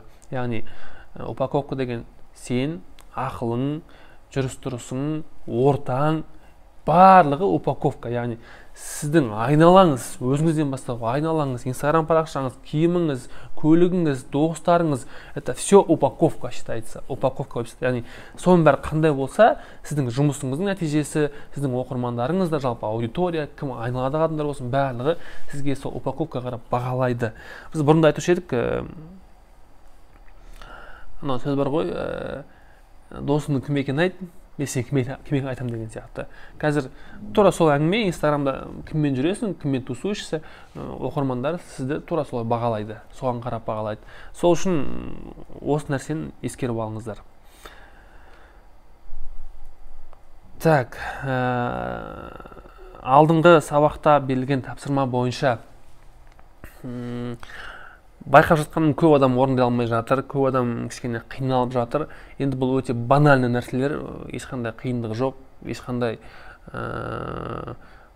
бір сұмдық қол жетпейтін нәрсе айтқан жоқ. Біз қарапайым сабақ, қарапайым білім берілді. Просто әрекет ету керек болды. Істеген адамдар бар, істеген адамдар, тапсырманы орындағандар, соответственно, табыстарын тапты. Ендігі упаковканың жалпы не екенін түсініңіздер ғой, Инстаграм парақшадағы упаковка ол бір часть ғана. Инстаграм парақша упаковкасын бізде көрсеттім, дальше кішкене бір упаковка жөнінде бір телеграм әңгіме айтайық. Инстаграм парақшадағы, допустим, 100% упаковка болатын болса, яғни сіз 100% упакованный адам болатын болсаңыз, соның 20% ғана Инстаграм парақшаңыз. Ол визитка ретінде ғана, қалған барлығы тағы 20-сы ол білім, ақылыңыз, тағы 20-сы ол сіздің қалай сөйлейтініңіз, тағы 20-сы ол сіздің ортаңыз деген сияқты кете береді. Сол үшін тек қана Инстаграм парақшамен шектеліп қалуға болмайды. Коммуникация бар, фейс бар, түріңіз бар, жүріс-тұрысыңыз бар, біліміңіз бар. Соның барлығы сіздің упаковкаңыз. Сондықтан былай істейік. Жалпы Инстаграм парақшаларыңызды бірінші тапсырма, мен сіздерге көрсеткенде Инстаграм парақшаларыңызды әрлейсіздер. Яғни упаковкасын істейсіздер. Жұмыстың 20% бітті. Қалған 20% коммуникация. Сіздерге тапсырма беріледі. Екінші тапсырма, яғни коммуникациялық упаковка жасау. Яғни әлеуметтік желіде атағы бар, немесе аудиториясы бар адаммен кездесу, немесе сол адам сіз туралы әңгіме айту керек. Мейлі оған ақша бересіз ба, мейлі оған келісесіз ба, тауар бересіз ба, жалпы сіз туралы, сіздің брендіңіз туралы, немесе сіздің магазиніңіз туралы айту керек. Яғни сізді жарнамалау керек. Енді қараңыз, бұл жерде не үшін? жарнама мынандай болу керек, мынандай магазин бар екен, тауарлары күшті, маған мен жақсы көремін, мынаны алыңыздар деп айтпау керек. Ол кісі просто сыртынан осындай магазин бар, случайно тауып алдым, немесе менің танысымдікі деп айтып, яғни қалайсың болады, тікелей заттың өзін емес, заттың иесі арқылы жарнамасы керек. Яғни міне осындай Бопа KZ деген магазин бар екен, мысал ретінде бар екен, владелісі Бақытбай мырза, Бақытбай өзім тікелей таныспын, өте мықты кісі, магазинде жақсы, маған ұнады, жалпы жұмыс дегендері маған ұнайды деген сияқты. Яғни рекомендация болу керек, продажа емес, рекомендация болу керек. Сол кезде аудиторияның кішкене, продажа көп болмаса да, аудиторияның сізге деген лояльності, құрметті асады. И ол кісінің салған сторисі болсын, посты болсын, сіздің парақшаңызға шығу керек. Сторис форматта шығу керек. Постқа салмай қойыңыз, сторис форматта шықсын. Яғни бірінші тапсырма парақшаңыздың упаковкасы реттейсіз, екінші тапсырма коммуникациялық упаковка жасайсыз.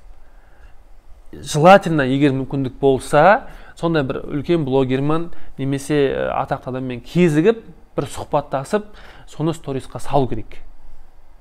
Представляете, сіз жүрсіз, и резко сіздің сторисіңізде бір өзіңіздің өңірге белгілі бір мықты маман немесе атақты бір блогер сіздің сторисіңізге шығып қалады.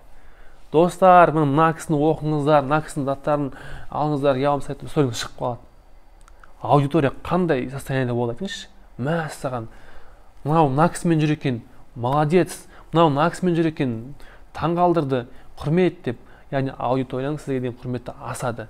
Қарапайым фишкалар, қарапайым нәрселер тек қана жасау керек. Бұл айдан түскен нәрселер емес, бұның барлығы оқылған, ізделген, тәжірибе, практика ретінде көрінген нәрселер. Сондықтан действуйте.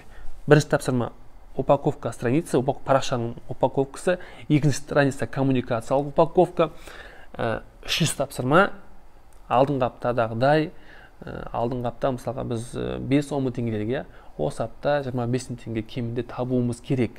Өзіміздің бизнесі барларға емес, бұл бизнесі жоқтарға, блогер, ендуаз салқындарға 25 мың теңге табуымыз керек. 25 мың теңге. Бизнесі барлар алдыңғы аптаға табыстарын 2 есе өсіруіміз керек. Мына нәрсені, соңғы тапсырманы орындау, мен ақша табуға келген кезде бізде қалай істеймін, не істеймін деген нәрсені сіздер ойламаңыздар. Одан да идея келді, действуйте, идея келді, действуйте, все. 3 тапсырма беріледі, 3-еуін орындаған адам вообще красавчик.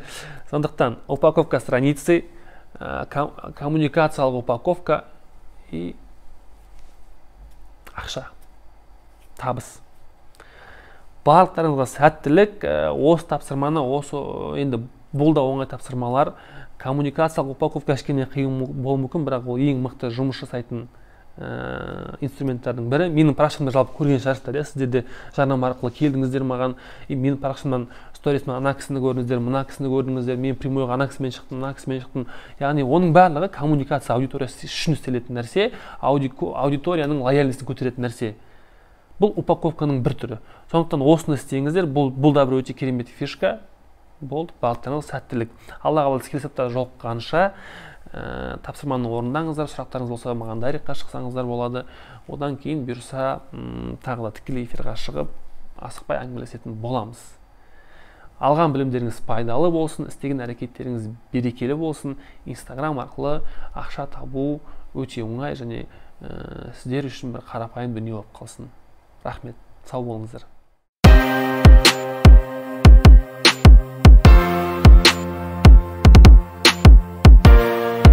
Сәлем достар, бүгін біз парақшаның упаковкасы туралы және идентика туралы 2 сабақ береміз. Ең маңызды ниша таңдағаннан кейін, тауарыңызды анықтағаннан кейін, UTP істелгеннен кейін, енді сіз Инстаграмға шыға бастайсыз. Инстаграм шыққан кездегі қандай маңызды критерийлер бар? Ең бірінші парақшаның упаковкасы, содан кейін идентика. Соны барлығын сізге түсіндіреміз. Түсіндіру барынша нәтижелі болу үшін біз сізге 2 парақшаны разбор жасап, қай жерін қалай істеу керектігін көрсететін боламыз осы жерде. Бірінші сабақ ол парақшаның упаковкасы туралы. Ендеше кеттік. Мен қазір мынау байланыста деген біздің коммуникациялық агенттіктің парақшасын ашып қойдым. Одан кейін MSQ деген ерлер киімін сататын магазиннің парақшасын ашып қойдым. Енді қараңыздар, басынан бастап алайық, иә. Парақша ашқан болсаңыз немесе енді ашайын деп жатсаңыз, неймингқа, именно парақшаның атауына өте қатты мән беріңіз. Өйткені мысал ретінде көшеде бір адаммен кездесіп қалатын болсаңыз, ол сізден сұрайтын болса, парақша, енді Instagram парақшаңыз қандай дейтін болатын болса, онда байланыста .kz нижний пробел 1993 деген қалай естіледі, ал просто байланыста деп айтқан қалай естіледі. Жақсы ғой, иә. Соответственно, қысқа әрі нұсқа болу керек. Одан кейін жалпы маркетинг саласында нейминг деген бір өте үлкен нәрсе бар. Нейминг ол кез келген кәсіптің немесе бизнестің атауын қоятын нәрсе, сала. Неймингта негізі желательно 4 әріптен болатын болса, тез жатталатын болса, ол өте әдемі болады. Бірақ енді одан көп болып жатса да, бірақ желательно бір сөз болған дұрыс. Сондықтан нижний пробел 91, нижний пробел Ақтау, анау, мынау деген бәрін алып тастаймыз. Желательно бір сөз немесе қысқа бір әдемі екі сөздің қосындысы болуы мүмкін. Мысалы ретінде байланыста парақшасы немесе msq.official парақшасы. Одан кейін аватар. Міне, егер сізде интернет-магазин болатын болса, немесе енді ашатын болсаңыз, аватарға өте үлкен мән беріңіз. Интернет-магазиннің парақшасының аватарына өзіңіздің суретіңізді, балаңыздың суретін, тауарыңыздың суретін қойып қажет емес. Желательно бренд болғаннан кейін, магазин болғаннан кейін, жалпы бизнес болғаннан кейін логотип болған дұрыс. Логотип тапсырыс берсеңіздер болады. Немесе Canva деген арнайы қосымша бар. Сол жерден App Store-дан, Google Play Market-тен жазбасаңыздар болады. Canva деген қосымша. Сол жерден сіздер өздеріңізге логотип істей алсаңыздар болады. Ешқандай қиындық жоқ жалпы. Жалпы ең маңыздысы мынау парақшаның атауы, одан кейін аватары. Енді Инстаграмда негізі барлығыңыз білетін шығарсыздар деп үміттенем. Поисковая строка деген бар. Контекстная реклама деген, иә. Мысалы қараңыз, Google'да қалай. Егерде мен Google'ға кіріп, мына жаққа маған қазір керек, я хочу книгу заказать. Книга заказать деп жазатын болсам, мына жақта маған сразу Wildberries, Flip.kz, яғни уже Google маған мықты компаниялардың интернет-магазиндерін тізімін шығарып беріп тұр, иә. Сол сияқты Инстаграмда да дәл солай жұмыс істейді. Инстаграмда книги деп жазатын болсаңыз,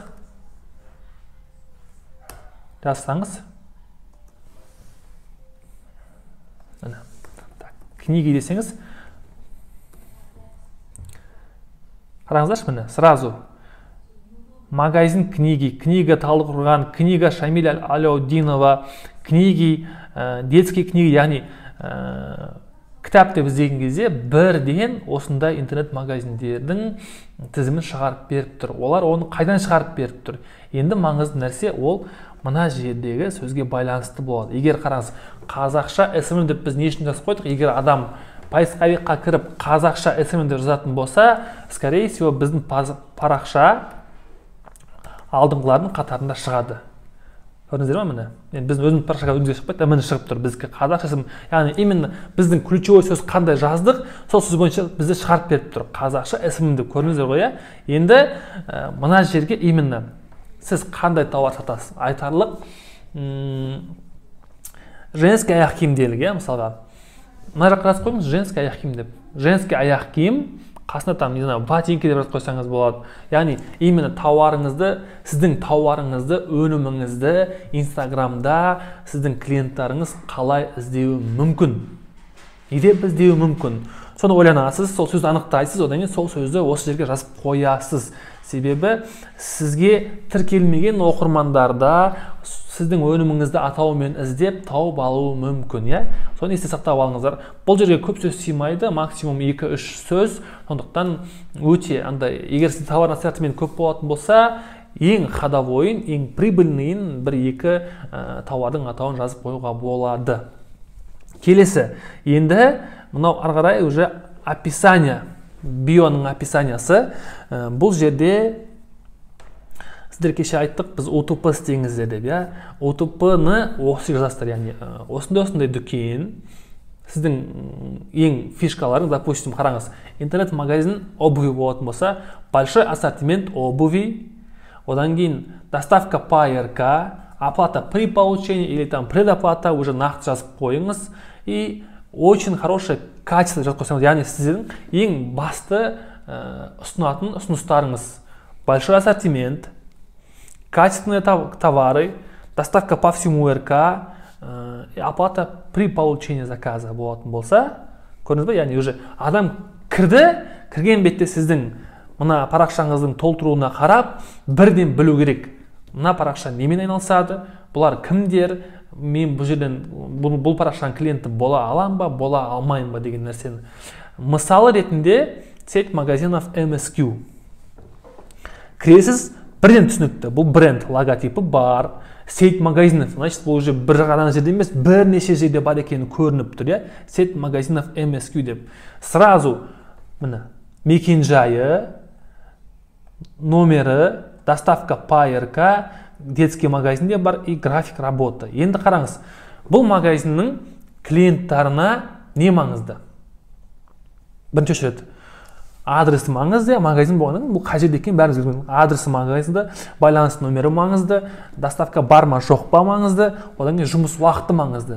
Бұлар ең маңыздыларын осылай бірінші бетке шығарып қойған, чтобы клиент кірді, сразу көрді, сразу өзіне керек ақпарат алды, уже бірден өзінің сұрақтарына жауап бере алды. Сол үшін осы нәрсе өте маңызды. Парақшаны кірген кезде қалай дұрыс толтыру керек. Көп адамдардың биосында либо ештеңе жоқ, либосында бір-екі ақ сөз болуы мүмкін. Ол дұрыс емес, ол өте үлкен қателік. Парақшаға кіргеннен кейін сразу жазып тұру керек.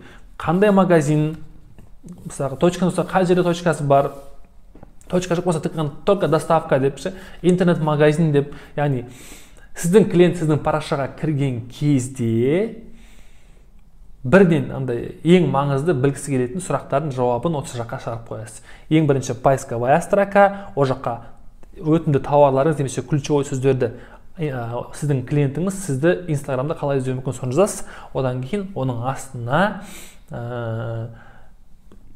клиент үшін ең маңызды сұрақтарға жауап жазып қоясыз. Оны қалай істейміз деп түсінбей қалған адамдар, ол үшін өте қарапайым.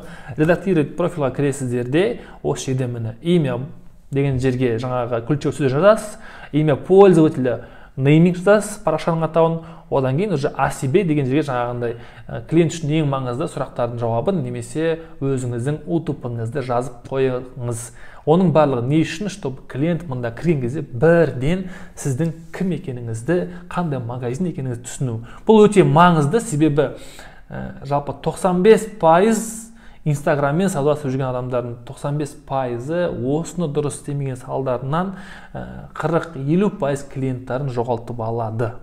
Сол үшін осыған өте мән беріңіздер. Осымен парақшаның упаковкасы жайлы сабағымыз болды, бітті. Так, сәлем. Қалайсыздар достар? Бүгін бұйырса бізде 6-шы сабақ, бонус сабақ. Бұл жерде біз сататын Инстаграм упаковкасы мен стратегиясы туралы айтатын боламыз, Алла қаласа. Біраз пайдалы ақпараттар түртіп отырыңыздар. Міндетті түрде сабақ қараған кезде қалам, одан кейін парақтарыңыз немесе блокноттарыңыз болуы тиіс, себебі жазу керек, жазған кезде ғана біздің миымызда ол сақталады. Көп сөзбайық, бірден бастайық, кеттік. Так, сататын Инстаграм упаковкасы қандай болу керек? Мынау енді жалпы мен көп разбор істеймін ғой, Инстаграм парақшаларда көп разбор істеймін, сол кезде көп байқайтын, енді көбісін типичный ошибкалар. Сонда қазір негізі қандай болу керек екенін көрсетіп шығайын сіздерге бір. Кеттік. Аккаунттың атауы қандай болу керек? Өзіңіз таныстырып көріңізші. Сіздің Инстаграм атыңызбен өзіңіз таныстырып көріңізші. Егер мен Бәке маркетер емес, егер мен Сабырбеков, нижний пробел, Бақытбай, нижний пробел, Аманжолұлы, нижний пробел, 93.10.18 десем, қалай таныстырған ыңғайлы маған? Бәке маркетер деген оңай ма, или жаңағыдай полный айчық-қайшық галочкасымен, түрімен, нүктесімен? Түсіңіздер ғой, яғни таныстыруға парақшаңыз өте оңай болу керек. Мысалға там Бопай KZ деген сияқты, не знаю, там байланыста деген сияқты. Өте оңай болу керек. Яғни, егер сіздің былай өмірде қай жерде жұмыс істейсің десе, немесе там бизнесің қандай десе, немесе там Инстаграм аккаунтың аты қандай десе, спокойно айта салатындай болу керек та. қысқа және артық сан немесе символ болмау керек. Аккаунттың атауы оқуға және айтуға өте оңай болу керек. Визуально әдемі әрі көзге бірден жаттап қалу керек. Так, мысалы қараңыздар. Төлеп Айбек. Визуально әдемі, қысқа артық символсыз, көзбен жаттауға ыңғайлы, жеңіл. Енді екіншісі, тура сондай фотограф, фотографер, нижний пробел, Apple, нижний пробел, City, нижний пробел дейді. Тым ұзақ, артық символдары бар, таныстыруға немесе бірден жаттауға қолайсыз. Вот, мына екінші вариант, дұрыс емес вариант. Мынау дұрыс вариант. Сондықтан осыған қараңыздар. Дальше. Тағы да бір мысал, қараңыздар. То же самый. Modium KZ оп-оңай, айтуға да оңай, жаттауға да оңай, визуально да әдемі. То есть көзбен де жаттауға болады, миға жаттауға болады. Ал енді e.shop, нижний пробел, сумки, нижний пробел 17 деген қалай кетті? Өте ауыр, өте қиын, Сондықтан осы парақшаның успешный болу названияға да байланысты. Осыған да мән беріңіздер. Дальше, енді аккаунттың шапкасы қандай болу керек? Аккаунттың шапкасы есім жазуға арналған 30 символ бар. Сіздің аудиторияңызға сізді табуға көмектеседі. Яғни мына жер ғой, мен айтып тұрғаным, мына жері, түсіндіңіздер ғой, мына жер. Руслан деп кілт сөздерді дұрыс қойсаңыз, егер көмектеседі. Қараңыз. Мен Төлеп Айбекті қалай таныттым, қалай таптым, қалай таныстым. Қарапайым Инстаграмға кіріп, мен осы жаққа фотограф Алматы жазған кезде поискқа маған Төлеп Айбек шығарып берген. Бірінші адам шығарды, солардың үшін Төлеп Айбек маған көбінесе жақын болып көрінді, сонымен жұмыс істеп кеткен болатынбыз. Тура солай. Екінші парақшада қарасаңыздар, Руслан деп тұр, соответственно, ешкім Руслан деп іздемейді. Ол пока что әлемге әйгілі бір фотограф емес қой, Руслан деп іздейтін, яғни өте танымал болмағаннан кейін, оны егер мен фотограф іздесем, мен Руслан деп іздемеймін. Мен, скорее всего, фотограф Алматы деп іздеймін. И фотограф Алматы деп іздеген кезде маған Инстаграм Русланнан гөрі Төлеп Айбектің парақшасын бірінші шығарады. Себебі бұның аккаунттың шапкасында осы именно қарамен жазылған жерлерде кілт сөздерді дұрыс қойған. Яғни клиент сізді қалай іздеуі мүмкін, сізде ойланып көріңіз, клиентім мені Инстаграмда қалай іздеуі мүмкін деп. Сол ключевой сөздерін жақ қойсаңыздар, онда сіздерге де клиенттеріңіз мен сияқты табуы мүмкін. Міне, женские сумки, замани сумка деп қойған. Замани сумка деп, скорее всего, сумканы ешкім іздемейді оны, женские сумки деп іздеуі мүмкін. Женские сумки деп іздейді, скорее всего. Енді мынаның қасына қалан қоссақ болады, Алматы, Атырау, Астана деген сияқты қалан қоссақ болады. Қазір женские сумки деген кезде бұл жерде конкуренция өте көп, потому что Алматылы сумкалар көп, магазиндар көп, өте көп. Ал енді именно өзің қаласын жасасаң, онда бірінші сен қалаңда кім іздейтін болса, соған бірінші шығуға мүмкіндік бар. Кеттік. Сататын упаковка негізгі бөлім. Негізгі бөлім кәсібіңіз немесе өзіңіз туралы қысқаша ақпарат беруге арналған бөлім. 150 символдан тұрады. Ол мына жер. Мына жерде білесіздер, мына жер. Так. Эмодзи болу парақшаға көрік береді. Міне, эмодзи деген нелер, смайликтер. Мыналар. Русланда жоқ. Руслан вообще өзі плохой екен негізше. Эмодзи парақшаға көрік береді дейді. Дальше. Call to action әрекетке шақыру керек. Ол міндетті түрде болған дұрыс. Байланыс мағлұматтары, мекенжай, телефон, email. Мен сіздерге осының бәрін түсіндірейін еді, қалай болатын. Қараңыздар. Кәсібіңіз немесе өзіңіз туралы қысқаша ақпарат беруге арналған 150 символ деген жерге, ол мына жер айтты мен, мына жерге мен былай айтамын. Өзіңіздің бизнесіңіз туралы, өзіңіз туралы немесе өніміңіз туралы мықты УТП, уникальный торговый предложение, алдыңғы сабақтарда айтқанмын қандай екенін, одан кейін барып офферден кейін барып call to action жасасаңыздар, то есть осы дейін ұстаңыздар схеманы. Мына жаққа осы 150 символдың ішіне УТП, оффер и call to action үшеуін бірге қойсаңыздар, өте мықты болады. Яғни не үшін сізден алу керек, то есть басқа адамдар емес, не үшін сізден алу керек, және оның құндылығындай, оффер қандай, дәл қазір не үшін алу керек, и алу үшін не істеу керек. Не үшін сізден, не үшін дәл қазір, және қалай алу керек. Уникальность, УТП, одан кейін оффер, одан кейін call to action, яғни алу үшін или там тапсырыс беру үшін или там бесплатно неге өту үшін мынаған өт, мынаған бас, WhatsApp-қа шық, там ананы істе, мына сілтемеге өт деген сияқты call to action метод. Байланыс мағлұматтары міндетті түрде болған дұрыс. Мекен-жай, телефон, email, егер сізде там белгілі бір точка болатын болса, там магазин деген сияқты. Мысалы, мына жақта тұр ғой. Бұлар қалай істеген? Бұлар өте қарапайым жасаған, яғни уникальность, call to action, call to action бар, уникальность, оффер жоқ, не үшін жоқ? Қараңыз. Бұлар былайынан қараған. Бұлар біздің клиенттер үшін біз Instagram парақшадан нені көрген маңызды деп қарағанда, бұлар көбінесе онлайн емес офлайн бизнес болғандықтан клиенттер бірден Instagram арқылы нені көргісі келеді? Адресін, толық мекен-жайын, каспирет бар ма жоқ па, гарантия адаты бар ма жоқ па, доставка бар ма жоқ па, телефон и call to action. Түсінікті ғой, иә? Яғни офлайн бизнес болатын болса, осыған да қарасаңыздар болады. Енді көрнекі компонент визуал. Бұл ең мықты сататын құралдардың бірі. Визуал дейді, негізі визуал дейді. Қараңыздаршы. Әдемі ғой, иә?